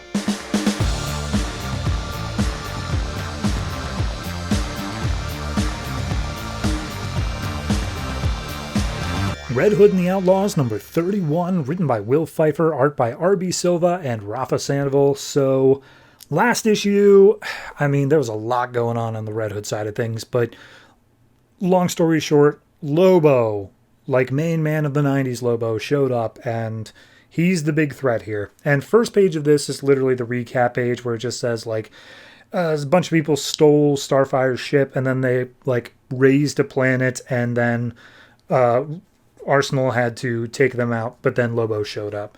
And Lobo literally just gives away the plan. Like multiple speech bubbles across multiple pages. He's like, okay, the plan is we're going to take this laser beam on this ship and we are going to put it and turn a white dwarf star into a black hole. Then we're going to fire a different laser beam through the black hole to amplify it and send that beam to Earth, dousing it in deadly gamma radiation, killing everything on board. And that's the whole plan, that they're then going to sell that weapon because there's a war brewing in the cosmos and Lobo wants to make a quick buck off of that. And he then points out, like, and I know your friends are on the way. We've got a lock on them. They're not going to be able to surprise us. You've lost at every turn here. And we see the dude who was tracking them on the computer is like, Mr. Lobo, sir, we were tracking them, and then they just disappeared. And he's like, what do you mean? We're on, like, the most advanced warship. What in the hell do you mean they just disappeared? It's like, they're just not here anymore. I don't know where they are. And he's just, like, super pissed off about that. Arsenal manages to hide away in all the confusion. And then Red Hood gets over the comms and says, hey, Arsenal, shield your eyes. And then all of a sudden the ship just appears inside of their ship and lands on top of all of them. And they do a bit of catching up. Red Hood explains, yeah, we stole a ship in order to steal another ship, and then we just, like, got big in here because they couldn't trace us when we were small. Also, there's a unconscious alien, because why not?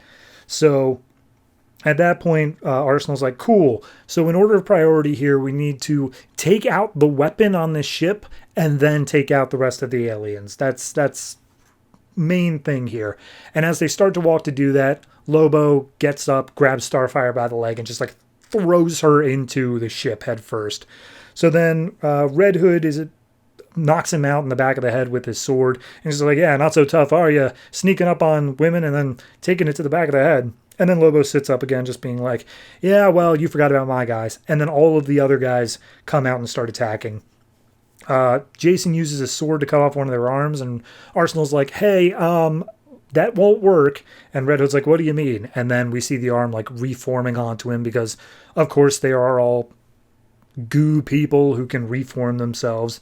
So big fights going on. Arsenal's immediately knocked back. Jason gets his sword snapped in half, and he's like, okay, Starfire, now we need your atomic blast thing going on. And then one of them comes up before Starfire can do that, and just like, you've become too weak on Earth. You haven't kept up with the rules of war and whatnot. For instance, you don't even know about the latest psychic triggers. And then he just says a word, and Starfire just passes out. And it's like, oh, okay, sure, there's a psionic trigger like that. So it goes over to Arsenal, and Arsenal's like, okay, Starfire's out. She's our biggest hitter. Jason's our next biggest hitter, and he's getting his ass handed to him. All that's left is me, without my trick arrows. What am I supposed to do? How do I not only save my friends, but also save the world? I think I might want to focus on the saving the world bit more. So, as Lobo and all of his other guys are looking over the Red Hood and Starfire, Lobo's like, yeah, well, you guys are too late. I'm going to go ahead and fire off the missile now. That's going to destroy everything. And he clicks the button and says, like, yeah, no, it's begun. And Red Hood's like, why do you hate the Earth so much? He's like, I don't hate the Earth. I just love money. And screw it. Earth was there. Why not? It's going to mean a big thing in this upcoming war. So at that point, we see Arsenal is fooling around with the little drone thing he had back in the first issue of this arc. And the big guys all come in, and they're just like, hey, we got you, and we're going to drag you back and beat the ever-living crap out of you. And he's like, you do know I can't understand you, right? And they're just like, whatever, we're still going to do it. So they beat the crap out of him. They drag him back in there. And as they are waiting for the weapon to go and hit the black hole, turns out Arsenal did some tweaks to the drone that allowed it to communicate with the weapon or something, and the drone was actually on the weapon, and it's communicating and saying, turn around and come back to the ship. And then because the drone is based off nanobots, it automatically reproduces itself and drowns the four guys, making them unable to move. And then it used the teleportation tech that Jason brought along with him to teleport them out of the ship. And Jason and Starfire, after he explains all of that, is just like, wow, you're really, really smart, Arsenal. You did all that when we were completely useless, and you did it all with a toy the size of our thumb. And he's like, yep, that's the size of it. And the music goes, bwah, bwah, bwah, bwah, bwah, bwah. So they make their way back to Earth, and everyone's just like, oh yeah, Lobo, what a dick. Screw him. We don't need to worry about that. And they ask him where the nanobots sent Lobo, and he's like, I don't know. I just told the nanobots anywhere but here. So turns out they teleported him along with the other ship that was there to somewhere in deep space, and Lobo starts picking away at the drone, and he comes to the exact same conclusions of what Roy did. He's like, well, I figure he did this, this, this, this, and this, so I can reverse engineer and da-da-da, and he messes with it, and he manages to get all of the drones under his control. And he's like, all right, well, it's not as good as like the super weapon we were planning, but we can repurpose the drones to like be able to teleport you onto an enemy ship or an enemy off of their own ship. And that's going to be pretty useful in a war. So yeah, let's make some money, guys. And then we cut over to another ship just outside Earth's orbit where we get other Lobo, new Lobo, saying, that guy's been stealing my name for too long. That Bastiche. Time for me to have a word with him. And it says, check it out in Justice League United. I don't know if it's going to wrap up there, but that's where new Lobo's going to be. Okay. I don't know what this arc was. It felt weird from beginning to end. It wasn't awful. Here's the thing. From the beginning, you could tell it was going to be like an Arsenal story. It was going to be something of like, oh, how does he manage to prove himself within these, like, someone who was trained by Batman and an actual alien warrior princess? And it's like, it didn't feel like he did. By the time we hit the end of it, like, yes, he was the one responsible for saving the day the most, but like, it was such a roundabout thing, and it didn't feel like a true victory either. It just kind of felt like a stalemate sort of thing, where he just stalled the game out to where Lobo's now away. Not defeated, just away. So, I don't know. It just felt like a bit of a sputter to me. I don't know if this had like a real ending to it. Beyond that, I'm going to say it's like a 6. I don't know. And then the worst part is, I think it's next issue we get back to Lobdell. Like, this was it for our non-Lobdell stories, which is just the worst. That we end on a sputter and then we go back to that. So, yeah, I don't know. I wanted more, but I didn't get it. It's the way life is. That's about the size of it. Blah, blah, blah, blah, blah.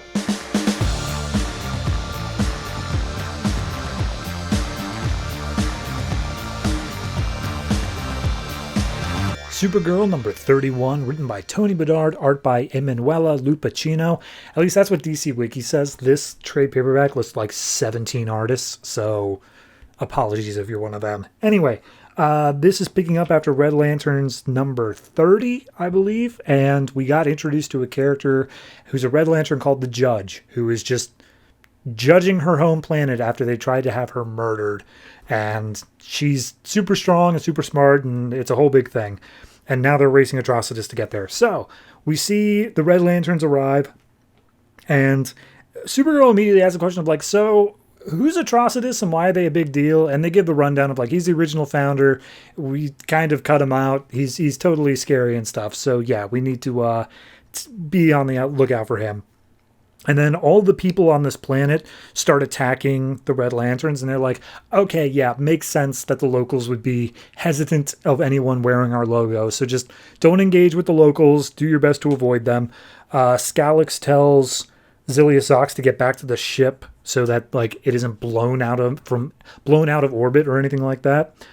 We cut over to Atrocitus and Dexstar, who are just making their way through trying to find the Judge, and they are just talking, saying like, oh yes, when we have the Judge on our side, we'll be able to take out that phony Guy Gardner and all the other traitors. And Dexstar's like, can I have the ball, man? Speaking about Zilius Ox, and Atrocitus is like, yeah, man, yeah, do whatever you want. You earned it. So a bunch of the locals show up and start firing at Atrocitus, and he's like, hey, Dexter, go ahead, have a little bit of fun. And so Dexter goes in, he uses his ring to just start knocking out all the people. One of them tries to run away, and Dexter tackles him to the ground and starts like sinking his claws into his back. And he's like playing with his prey here. So then Atrocitus is just like, I said a little fun, we don't have time to waste. And he comes up and just crushes the guy's head with his boot. And just like, come on, let's go get our new lantern. So cutting completely away from what's going on. Remember that creature named Blaze that escaped from the center of the earth? We cut over to Shaban and her new roommates. Her roommates are messing around with a Ouija board. Shaban's like, please don't do that. Black magic means a lot to me. Don't be messing with that. And she leaves. They continue using the Ouija board. It spells out the word Blaze. And then all of a sudden the demon comes out and says, where's Supergirl? That's it. We'll get more on that at some other point, I guess. Meanwhile, we see Supergirl is teaming up with Bleeze. They're just looking out for Atrocitus. Bleeze kind of succumbs to her injuries that she never healed from, starts falling out of the sky. Supergirl like tries to save her, and Bleeze is like, I can land on my own. Shut up. So at that point, Supergirl's like, hey, I got super speed. So how about you stay here? I'll look around a couple of blocks, and then we can move a couple of blocks over and just keep doing that. And that'll be like much faster.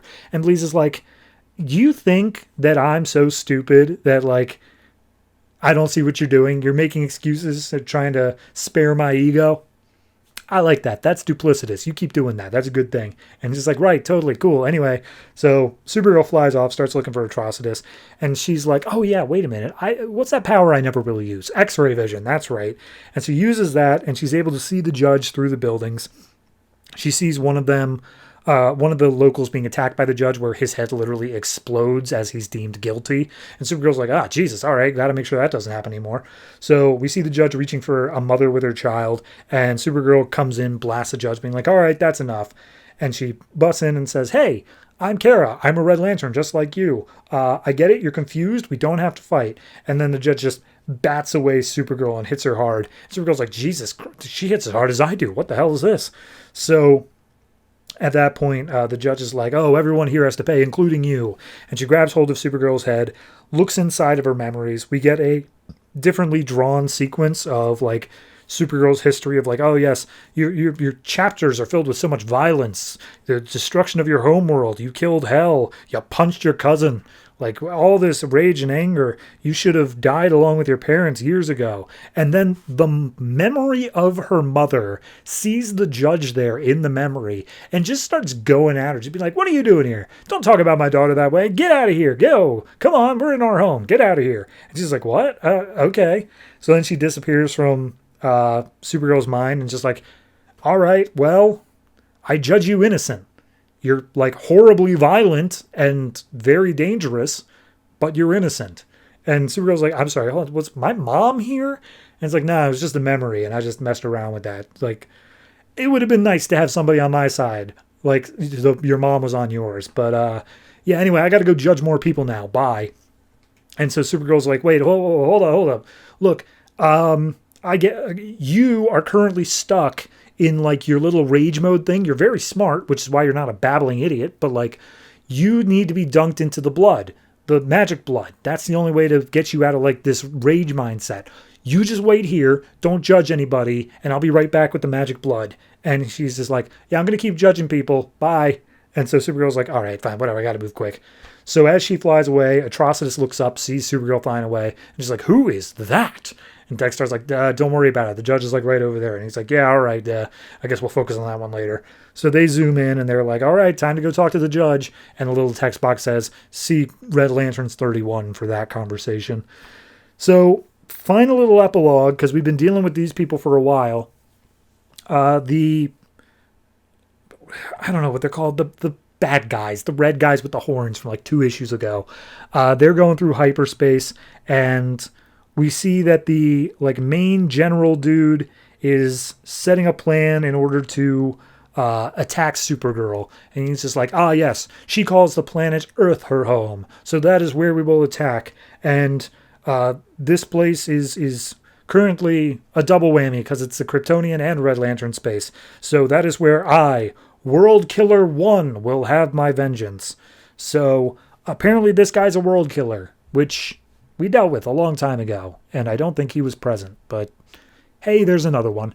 I mean, as for the judge stuff, I'm down with that. I think it did a good job of, the Blee scene was fine, her getting info of Atrocitus was fine, and then her coming to the realization of like, oh, wait, yeah, no, we can fix you. We can get you on our side. So it's a lot of decent stuff there. I do think it kind of feels like a padded out issue, though. Like, you could skip over this one in the grand scheme of the Red Lantern stuff, and I don't think you'd be missing anything at all.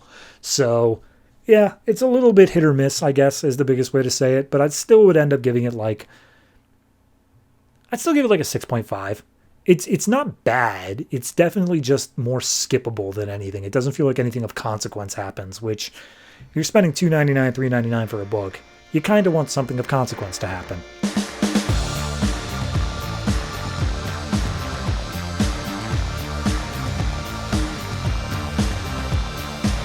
Green Lantern New Guardians number 31, written by Justin Jordan, art by Diogenes Neves. So this picks up after the annual, in which Kyle fought against a evil version of himself named Oblivion.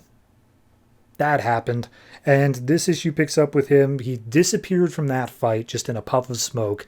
And it says in here that in order to fight against Oblivion, he had to uncreate Oblivion because he was the one who created him. And in doing so, he unmade them both. But then something happened where Kyle just didn't die because he's not very good at staying dead. And as such, he ended up on this planet deep out in space. He has no idea where he is or what's going on. And as he landed there, he's like, I'm freaking out, man, over what happened. So he tears off his ring, throws it away.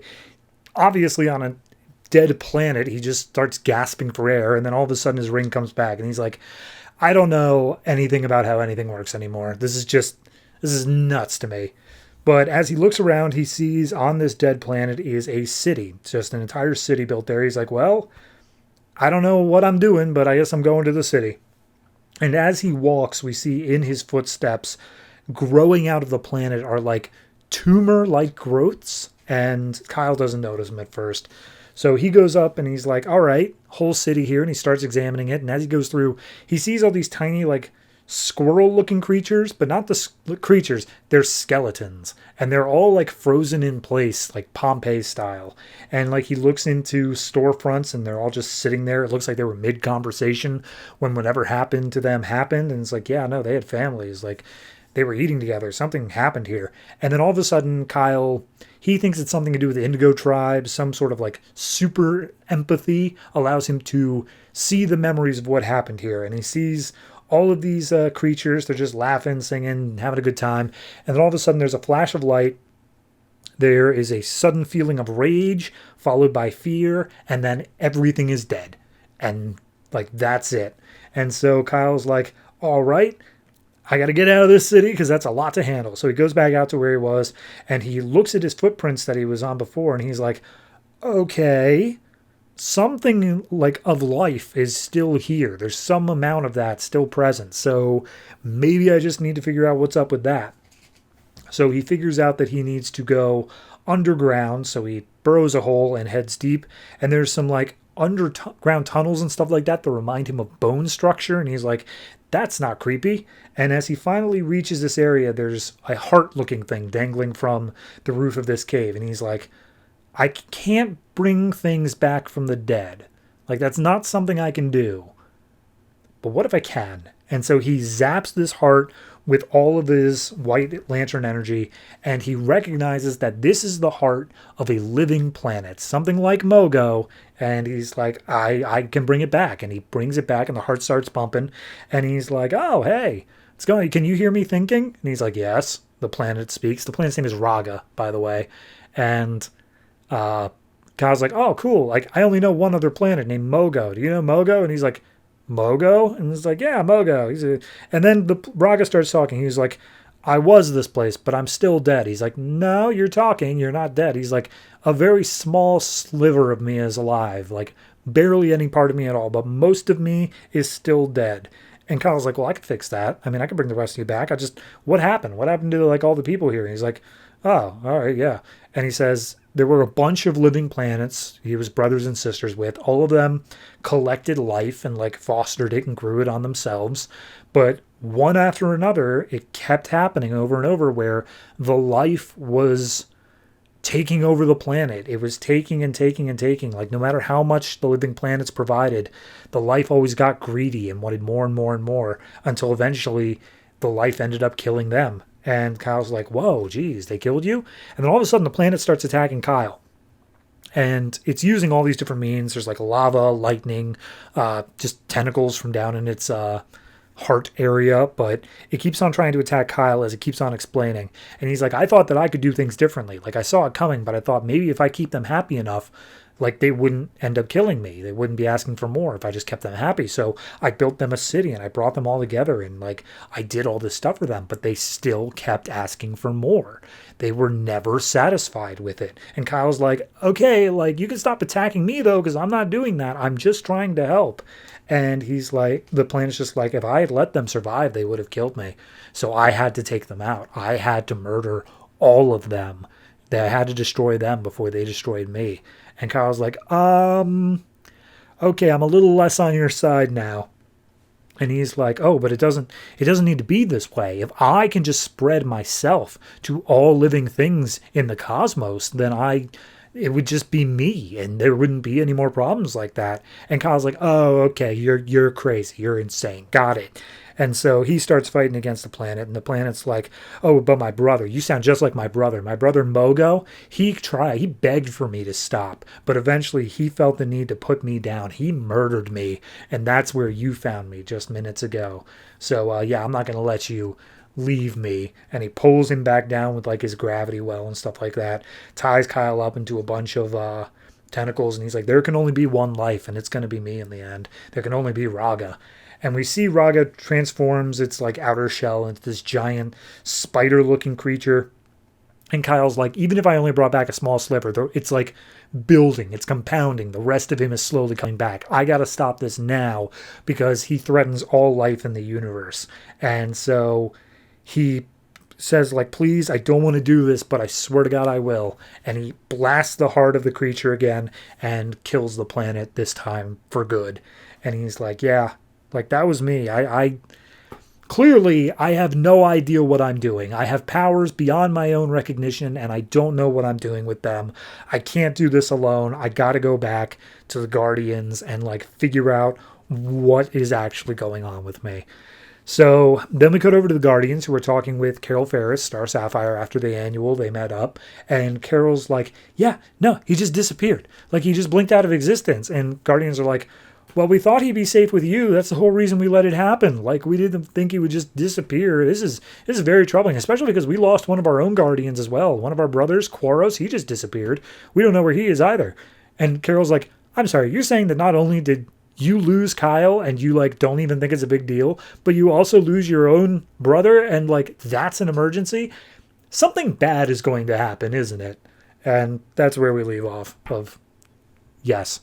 So it's a solid one. I like the introspection here, and I like this idea of, I think this does a better job than what the annual was doing. The annual was kind of this idea of Kyle caused something to happen, but he didn't know what, and then it's kind of just like messing with that a little bit. This feels a lot more of the realm of Kyle has more power than he knows how to handle it. He's essentially elevated to godhood, where he's able to revive a dead planet, but he is still working with like human knowledge and morals, and that's not something that works together. He doesn't have the kind of experience that he needs, I guess. So I like that development for him, because it really is the way to limit him. If you have a space Jesus, if you have a space God, the way that you limit him is by saying he doesn't know how to use his powers, and I'm down with that. So overall, I'm going to give this one a 7.5. I really do like it. Also, another living planet, brother of Mogo. If that ever comes up in something else, I'm down with that. That seems super cool. So yeah, 7.5 for this, and look forward to the next stuff.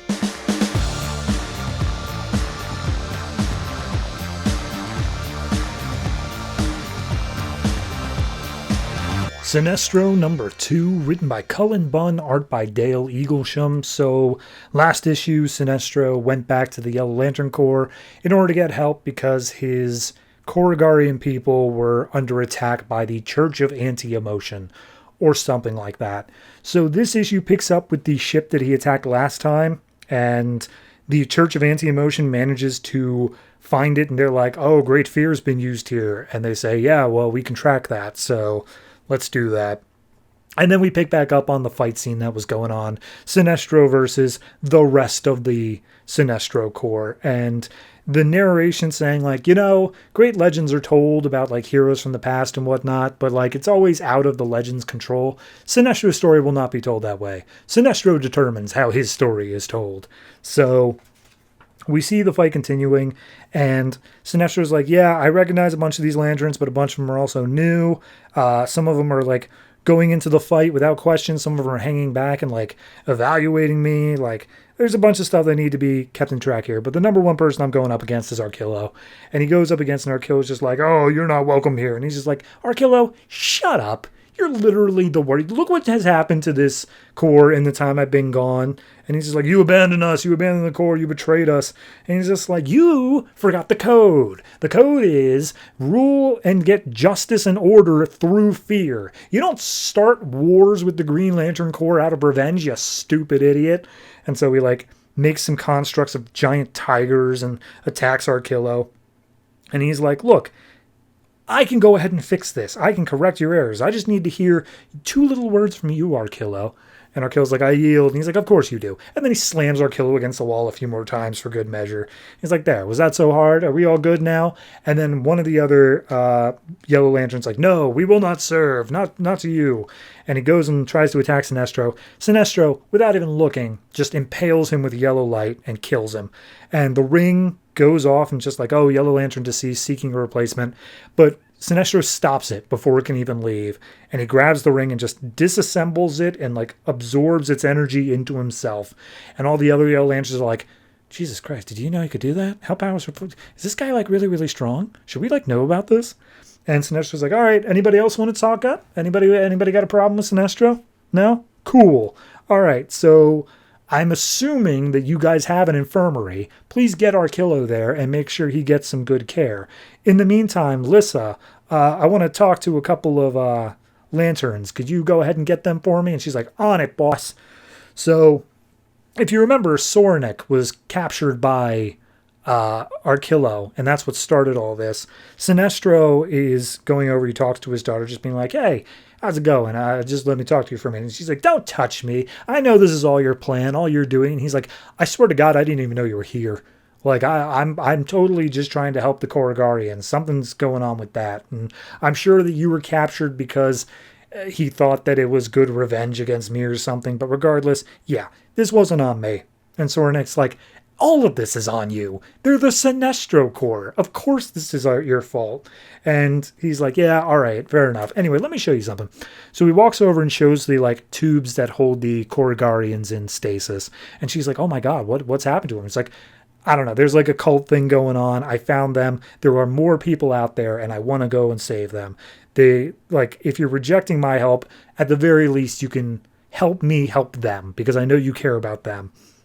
And Sornik's like, this is a trick. There's no way this is true. And he's like, I swear, like, this is totally cool. If you want to leave, I will gladly escort you myself. But, like, if you are a doctor, if you're a healer, I've got someone you could help heal if you'd like. And we cut over to Arkillo on the medical slab, recovering. And as he starts coming to, Sornik walks in being like, hey, Arkillo, I'll be your doctor today. You might feel a little pinch. So we cut over to 2 of the lanterns that Sinestro wanted to talk to. They are Riggin Kale and Des Trevius.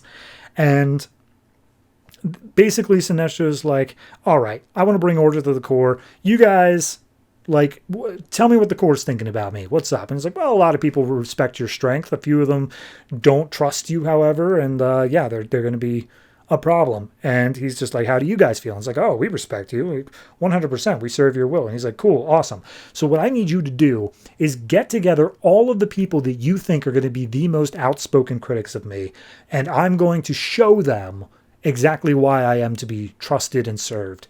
And so they go off, gather up some people. Lysidrax is like, you can't trust them. And he's like, yeah, coming from you, that means a lot. I don't even trust you, man. So he says, yeah, for now, I don't need loyalty. I just need control. So he leads this little horde of yellow lanterns out into space, and he points to a planet called Necropolis. And he's like, this is an ancient prison planet. It no longer is being used. Everyone on this planet is a prisoner that has done heinous, awful crimes. And so we're going to go in there, slaughter everybody, and then use this planet as new Korrigar. Any objections? And it's like, nope. So they all go in, start killing all the prisoners on this planet. And Sinestro uses this, and he's just like, all right, yeah, there's a few of them that they seem that they show promise here and whatnot, but if they're all going to be problems, then they're all going to be problems. So we see Sinestro is telling the two, what is it, Riggindale or whatever, hey, if these guys are going to be problems, see to it. And they're like, okay, boss.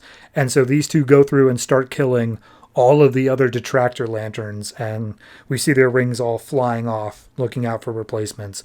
And Sinestro recaps at the end. He's just like, well, will my legend be? Will people see me as a monster or a ruler? I don't know. I don't care. But I'm just getting started. So, yeah, Sinestro's a dick, but I don't think that was up for debate. I think this is a solid issue. I like the idea that he manages to not control Sorenick, but just like guide her into helping him out despite her obvious misgivings towards it. Getting Arkillo back into shape, that'll clearly be a thing that comes up every once in a while. And yeah, no, it's a big cleaning house for Sinestro, which obviously just makes him feel even more villainous than he already was. So I think it's a solid issue, and Dale Eaglesham's art is just fantastic the whole way through as well. So I'm going to give this one, I'll give it a straight 8. It's a solid issue, and I look forward to what's going to be coming up next.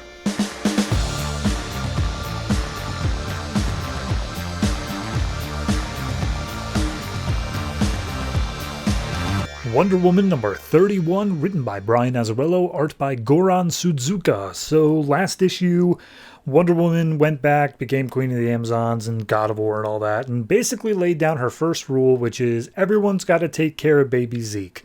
So this issue picks up in London, where Hermes and Dio are just they're cast away because they're dudes and only women are allowed, I guess, on the island. And Hermes is pretty pissed off about that, but Dio's like, bro, I've got like a super awesome wine and all this cool bread and stuff. Like, what are you so bitchy about? We are gods and we live forever. Like, who cares? And then all of a sudden they notice something going on outside the window. They're like, okay, hold on. Let's go deal with that. And as they go outside, it seems that nobody else is able to see it, but they are able to see all of like the ghosts of hell are just roaming the world. And it's like, well, either Hades has lost his mind or hell has fallen to the firstborn. So we cut over to Paradise Island, and we have Dessa there. And she's like an advisor to Wonder Woman. And she's basically like, hey, maybe don't make the first rule, let's allow men on the island, because that's kind of like really against the Amazonian side of things. And Wonder Woman's like, look, I get it. I understand what you're saying, but we're about to go to war. And if I don't make it through that, I want the Amazons to be moving forward. I don't want us to be stuck in the past. So, like, we need to at least run with that for now. And Dessa's like, of course, yeah, I've lived to serve you, Queen of the Amazons, whatever. So she kneels.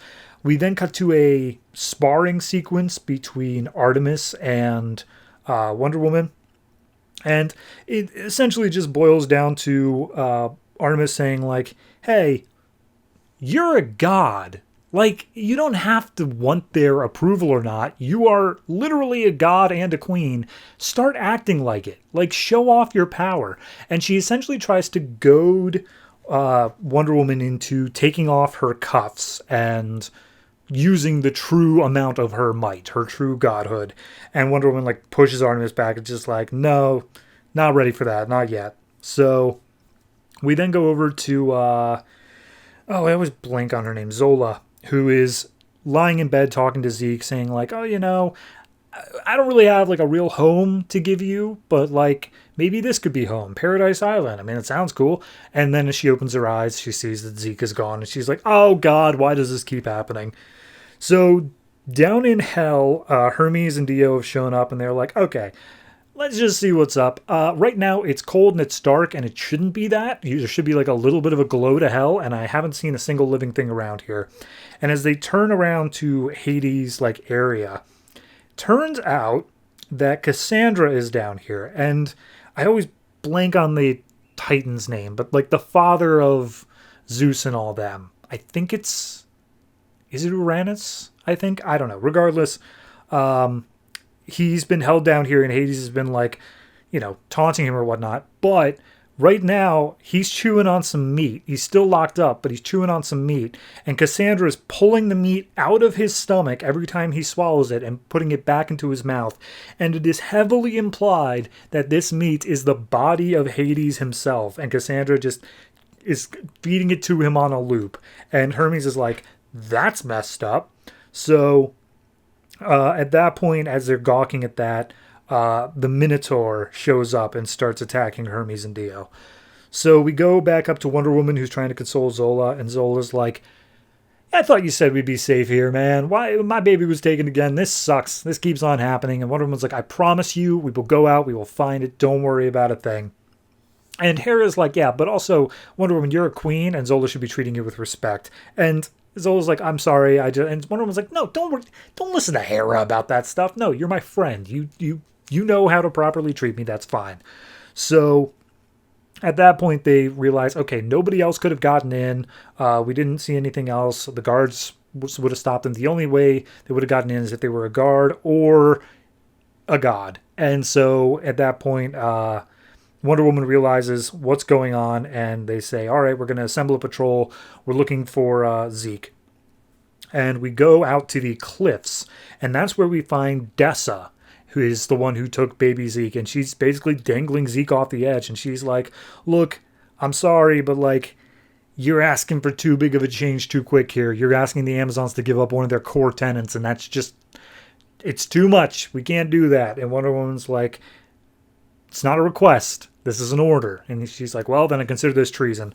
And she's about to toss the baby, and then Wonder Woman's like, "Look, hey, I've made my reasoning. I want us to be strong. We have to admit that as Amazonians, we have not been perfect, that we can be better. Because if we say that we're perfect, then that means we should never change. And that just seems wrong to me."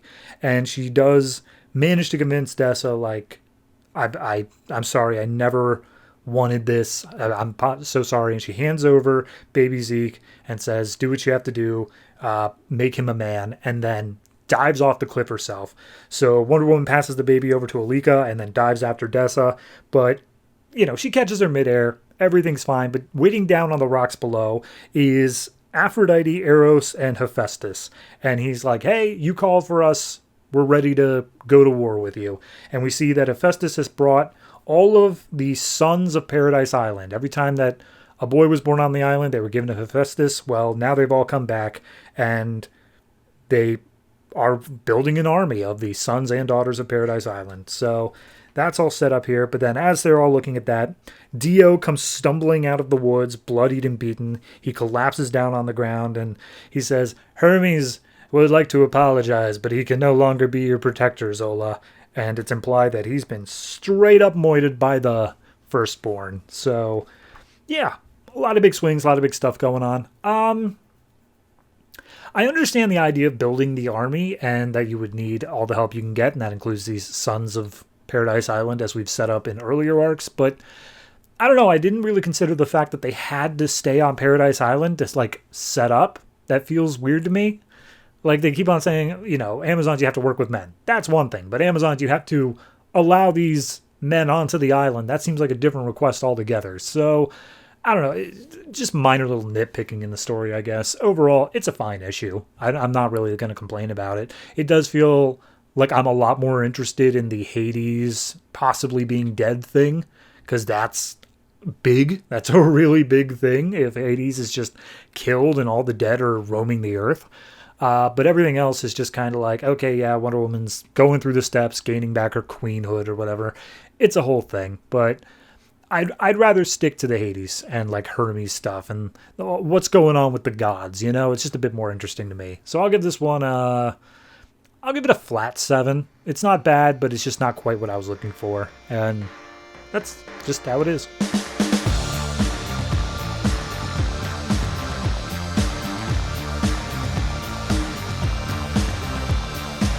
Trinity of Sin, Pandora, number 11, written by Ray Fawkes, art by Francis Portela and Tom Derenick. So, last issue was just kind of setting up everything after Forever Evil and how Pandora is now on a quest for good and yada yada yada. This issue picks up in Maryland, Baltimore, Maryland, where there's some like aid group trying to deliver medicine and food and whatnot, and a guy's holding them up saying like, nah, give it all to me, it belongs to me, got it?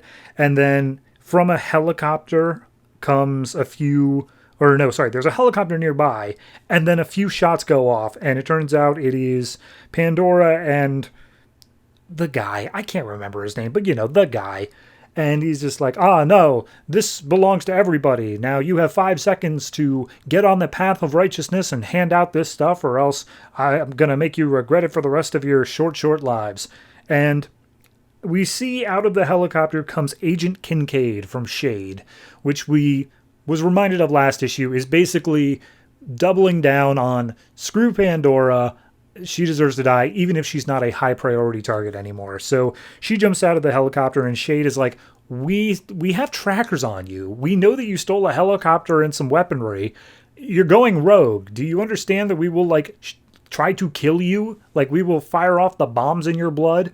And then he's just like, pshaw, you can kiss my ass. None of that's going to work. You know that you can't do that to me specifically because I'm special. So she breaks out this big, hyper, weird-looking weapon and is like, all right, look, that's Pandora, also known as the Mother of Evil. You give me one good reason why I shouldn't take the shot, even if she is a low-priority target. So we see Pandora gets all the guys to throw down their guns, and they start handing out the medicine and all that. And the guy, whose name is Marcus, is just like, wow, Pandora, you didn't even need to magic up to take out all these people. And she's like, yes, kiss me, Marcus. And then she says, there are so many more victims. We have to go help more.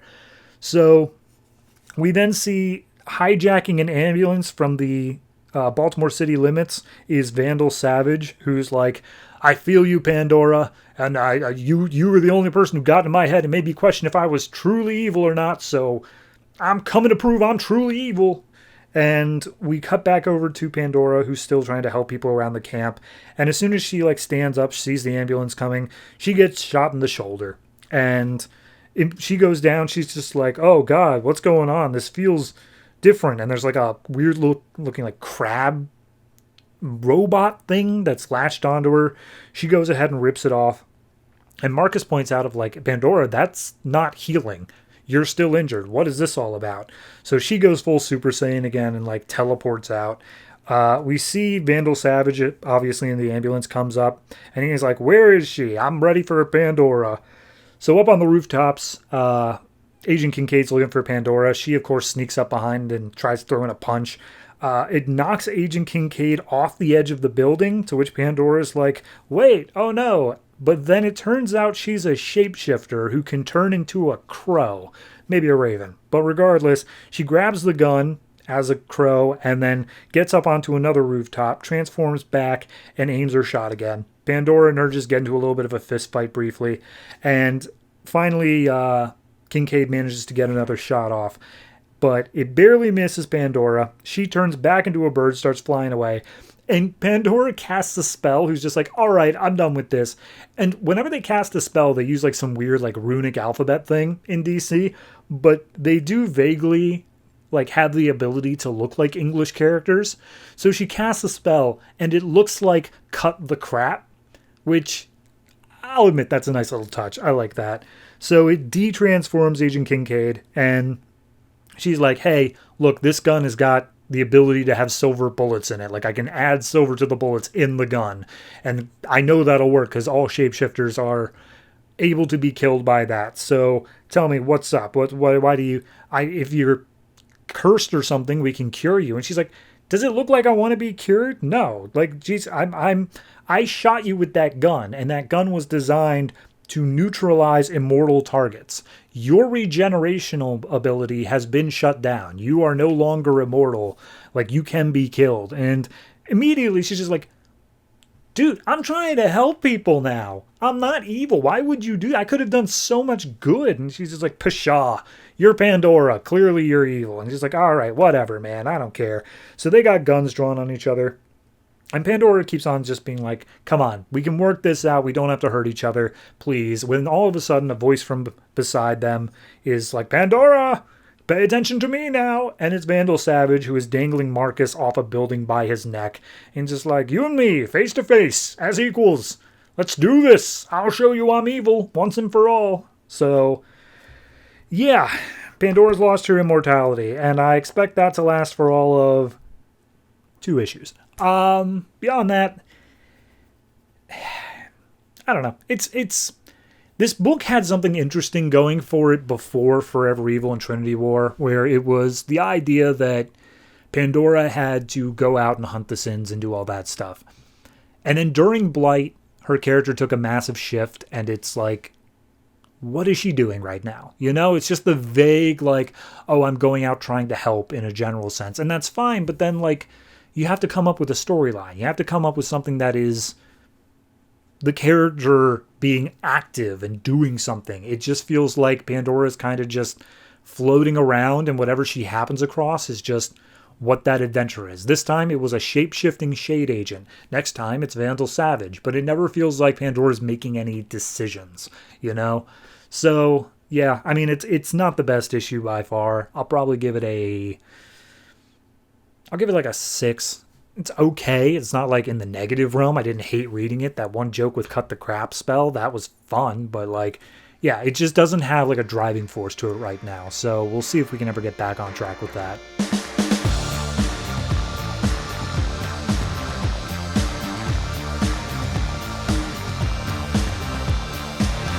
Batman Eternal number 7, written by Snyder, Tynion, Fox, Layman, and Seeley, art by Emmanuel Simeone.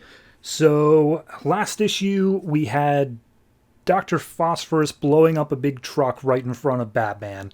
And this picks up right after that. Batman goes over to where the truck was, brings the driver out of the explosion, and is just like, look, I know you know some information. I'm going to bring you to the hospital as long as you can answer some questions. So, as this explosion's going on, nearby, it also turns out that Professor Pig's lab is on fire as well, and he is upset about that. So he comes out and he commands his Dolatrons, and he's like, all right, whoever destroyed my lab, you're all going to pay. So he starts sending that after that. Batman gets the heads up on that, so he takes his little bat cycle over there, and he's ready to go.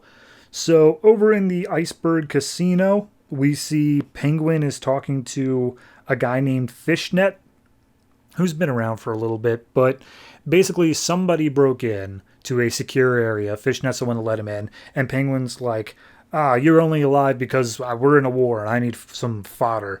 So based off of the description, he knows it's Catwoman. He goes in, he finds a woman in like latex and leather and all that strapped to the middle of his command room, and he's just like, well, this cat's not going to get the bird this time. But it turns out it's actually one of his bodyguards, Miss Lark, who Catwoman just dressed up as her. So it's like, yeah, that's not Catwoman. She doesn't have the right curves. So Catwoman gets the drop on Penguin and basically says, why are you making a bunch of undergrounders disappear? Referring to the Gotham Underground, which is just a whole other thing from her book. And Penguin's like, what the hell are you talking about? I don't give a crap about the Underground. Seriously, I have nothing to do with whatever it is you're saying. So Batman's fighting against the Dolatrons, and that's just continuing on for a while. He's getting overwhelmed pretty easily here, but he is holding his own. Meanwhile, on Gotham's north side, at a place called Rhodes Motors, which I have no idea who this guy is, but it's a guy named Rhodes who is working with Falcone, and he's like, yep, nope, I got a whole big thing going on, and I'm happy to show it to you, Falcone.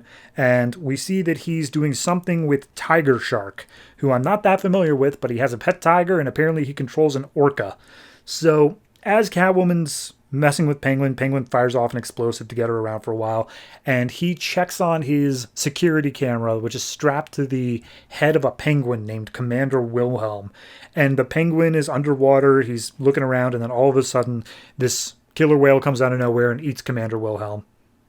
So Catwoman once again starts like trying to strangle Penguin, and Penguin's like, look, the only thing I've had to do with the Gotham Underground is Dr. Phosphorus, who is part of the Gotham Underground, is working with me. And Catwoman's like, wait, what? And he's like, yeah, no, he knows that this war is bigger than like any of that, and it could end up affecting Undergrounders. So he is coming to work on my side as one of my agents, and I used him to blow up a Falcone like truck, a shipment. So yeah, you're welcome, I guess. So at this point, Penguin basically calls her out saying like, look, I'm the one who can save Gotham. I am the one who can bring all the gangs and stop this from like spilling out into the streets, because Falcone doesn't care if children and innocents get murdered and like people who aren't playing the game get involved. And as he's saying this, the Iceberg Lounge explodes. Turns out this was all part of Rhodes and Tiger Shark's things. They launch a bomb over to it and it explodes in the harbor. So at this point, Batman gets the heads up from Alfred that the Iceberg Casino is exploding. And Batman, who's surrounded by Dollatrons, talks to Pig, and he's like, Pig, all of your art, all of your crazy creations and whatnot, it's just a distraction so that I would be here instead of over at Iceberg Casino. Falcone and Penguin are having a war, and you literally matter so little that they are willing to use you as just a distractionary bait. So yeah, none of your art ever mattered. And he's like, shut up. And he goes to attack Batman, and Batman gets one up on him and like takes him out. So that's the end of that. Meanwhile, at the Iceberg Casino, Penguin's trying to hoard all of his money, whereas Catwoman's trying to save a bunch of people from going down with the casino. He manages to get one older woman who's unable to keep up with the rest of the crowd out of the wreckage as it slowly starts to sink under the sea. Penguin starts going down with it.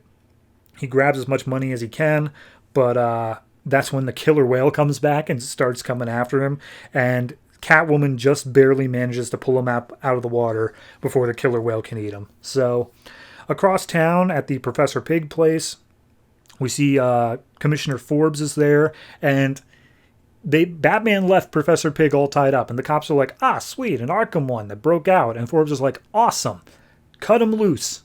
If Batman's the one who caught him, we're not taking him in. That's the new rule.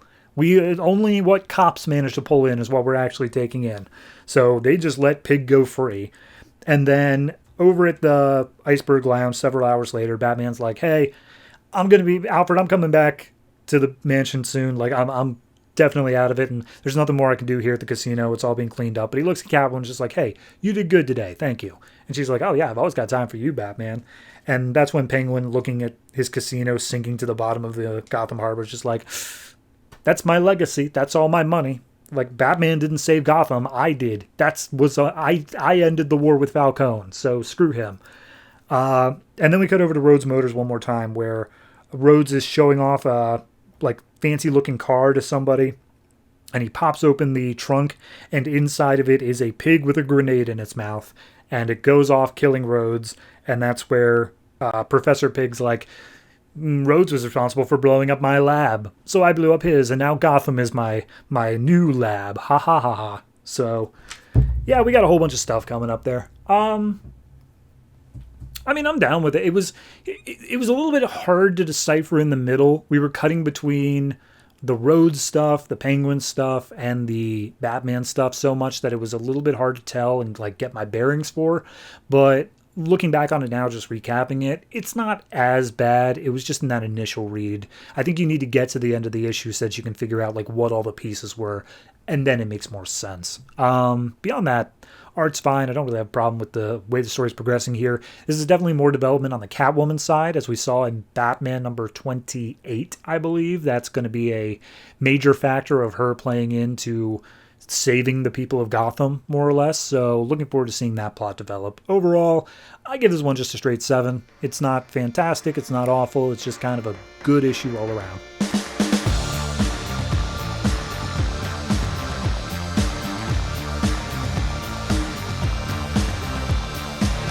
Future's End number 3, written by Azzarello, Lemire, Jurgens, and Giffen, art by Dan Jurgens himself.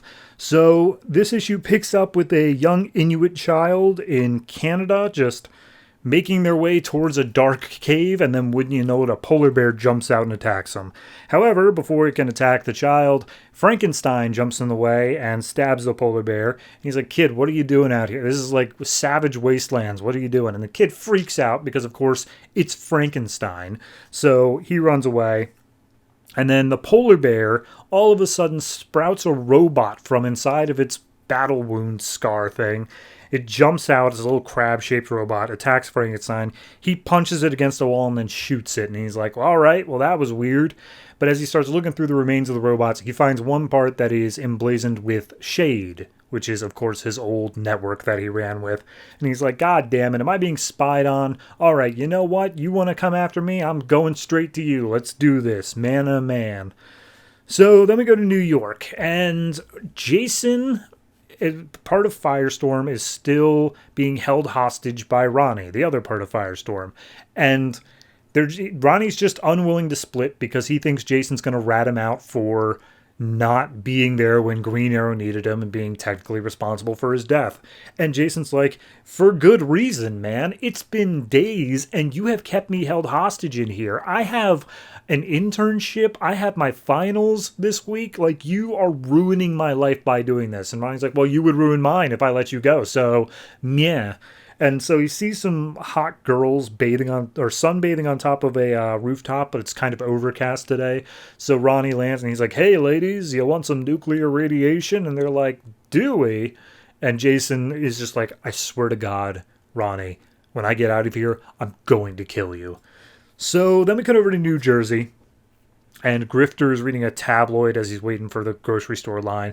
And it's about Green Arrow's death. And this dude comes up from behind and it's like, God, those superheroes forcing their ways onto our tabloids after we were forced to watch the funeral on TV. And Grifter's like, were you really forced to? I feel like you could have just not. And he's just like, you know what I mean, though. Like, those superheroes are infiltrating every aspect of our lives. You think Superman and Wonder Woman, when they have a kid, that they're not going to, like, child-proof the whole world just for their kid? And it's like, dude, you're crazy. And he just like walks out. But then Grifter's narration is like, I kind of agree with him, but he's being a dick about it. But like, yeah, no, it's weird, like all the stuff that's happened in the world since the war with Earth 2. And we get a little bit of an explanation that the Earth 2 people came over, but like they were doppelgangers. And apparently Grifter, his original ability was to be able to see Daemonites. That was his thing. However, he's now able to see anything that's kind of like pretending to be human.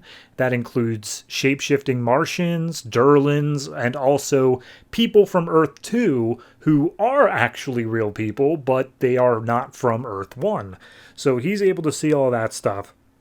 Meanwhile, he's also got a dude who's working with him. I think his name's like Justin or something. They say it like one time, and I can't remember what it is. Anyway, he opens up a portal or like some secret entrance, goes into his cave where this guy is currently got one of the shapeshifters who's in a human form, and he's essentially trying to come up with a poison that will kill multiple of these shapeshifters, like clusters of them, rather than just one at a time. And it's super brutal looking because he's still in human form. So anyway, he gives Grifter a few like leads to follow, people who are shapeshifters or are people to be looked out for. And one of them is King Faraday, who is obviously a person that we saw last issue who is following Grifter. And the notes on it is basically like, he's probably not a shapeshifter, but he is hot on your tail and he's not even trying to hide it. So you should really deal with this guy pretty soon. So Grifter's like smiling. He's like, oh, so much to do, so little time. We then cut to surveillance footage of Terry McGinnis, Batman Beyond, breaking into Terrifitech, and Mr. Terrific and his, assistant, Nathan, are like, okay, so Batman broke into Terrifitech, and Mr. Terrific is like, okay, hold on. This is, like, too obvious for Batman. Like, yes, they tried to, like, loop some footage to, like, fool our surveillance system, but, like, obviously our surveillance system is better than that. But Batman would know that. Like, this guy, yes, he has all the Batman stuff, but like it's too sloppy for just Batman. So I don't know. This seems a bit too easy to me. I don't know what's going on, but it doesn't seem like it's actually Batman.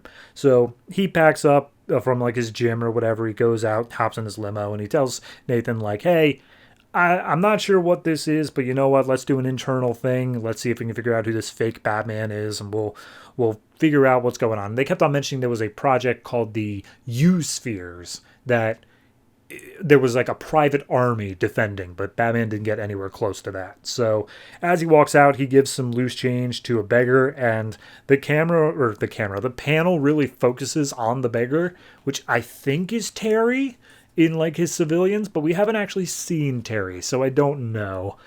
Last thing we get is New York City at the Wounded Duck bar. Some girls are there to get some drinks. They pull out their IDs, which prove that they are Earth 1 citizens called Oneers, and we get some guys that start hitting on him and just like, hey, yeah, we hit the celebrity death pool at our work. Johnny here said Green Arrow was going to bite it, but I also hit it big with some other big hero deaths, like when Wonder Girl was killed. Jesus, I made bank off of that. And then all of a sudden the bartender comes up and just like, hey, man, punches him in the face, throws the other one's face into the bar, and then carries them both out by their collars and tosses them out and be like, if you ever come in here again, I'm going to send you to the ICU. And he apologizes to the girls, gets them some free drinks, and then sitting across the bar is Lois Lane, who's like, well, that's all the proof I need.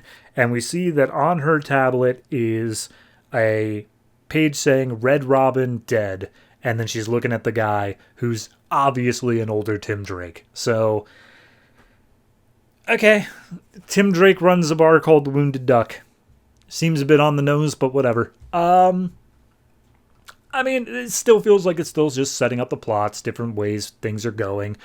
I gotta be honest, I'm not liking what they're doing with Mr. Terrific.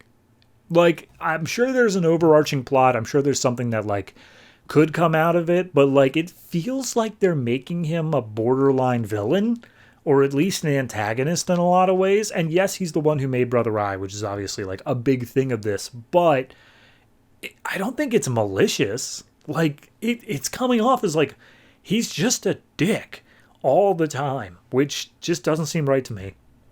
Beyond that, I mean, the Firestorm thing is hardcore. I don't know how they're ever gonna, because like, that is just a death bout waiting to happen of Jason versus Ronnie, because this is absolutely over the top for them.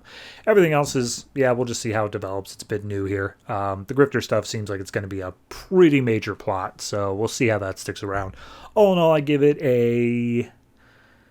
I'll just give it like a flat 7. That's where I'm feeling on this. Not fantastic, but also not the worst it could be, so yeah.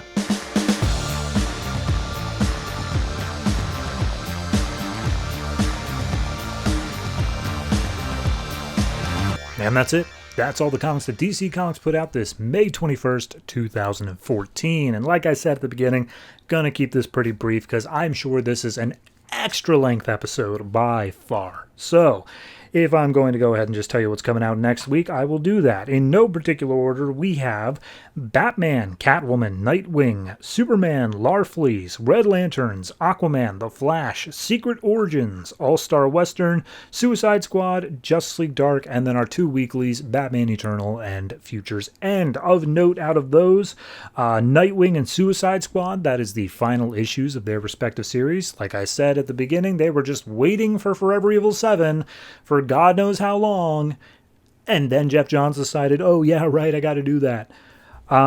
Worth noting, if you are going to be listening to Grayson when that comes out, this issue of Nightwing is actually written by Tim Seeley and Tom King, so definitely a part 1 or 0 issue of that if you want to view it that way. Also, Superman next week is the next part of Superman Doomed, so be sure to tune into that if you're interested. Other than that, I think it's all pretty normal. I don't know. I'm not highly prepared for this show at any given point in my day. I just kind of hope that what I'm saying is right in the end. But if you have more information than I do, or any comments that you want to share, go ahead and share them down in the comments, either here or in any one of the many social media places we have, like or subreddit or a Discord or a Patreon. All the links are in the description. Be sure to check those out. But also be sure to join me next week as I continue talking about DC Comics from 10 years ago, which I got to tell you, the algorithm just hates. They absolutely hate that. So be sure to give this a thumbs up or do whatever you got to do to try to help my meaningless existence have just a tiny little spark of hope. God, that got like real emo real quick. Anyway, like I said, next week, yada, yada, yada. Be sure to do that. And always try to remember, if it ain't broke, don't fix it.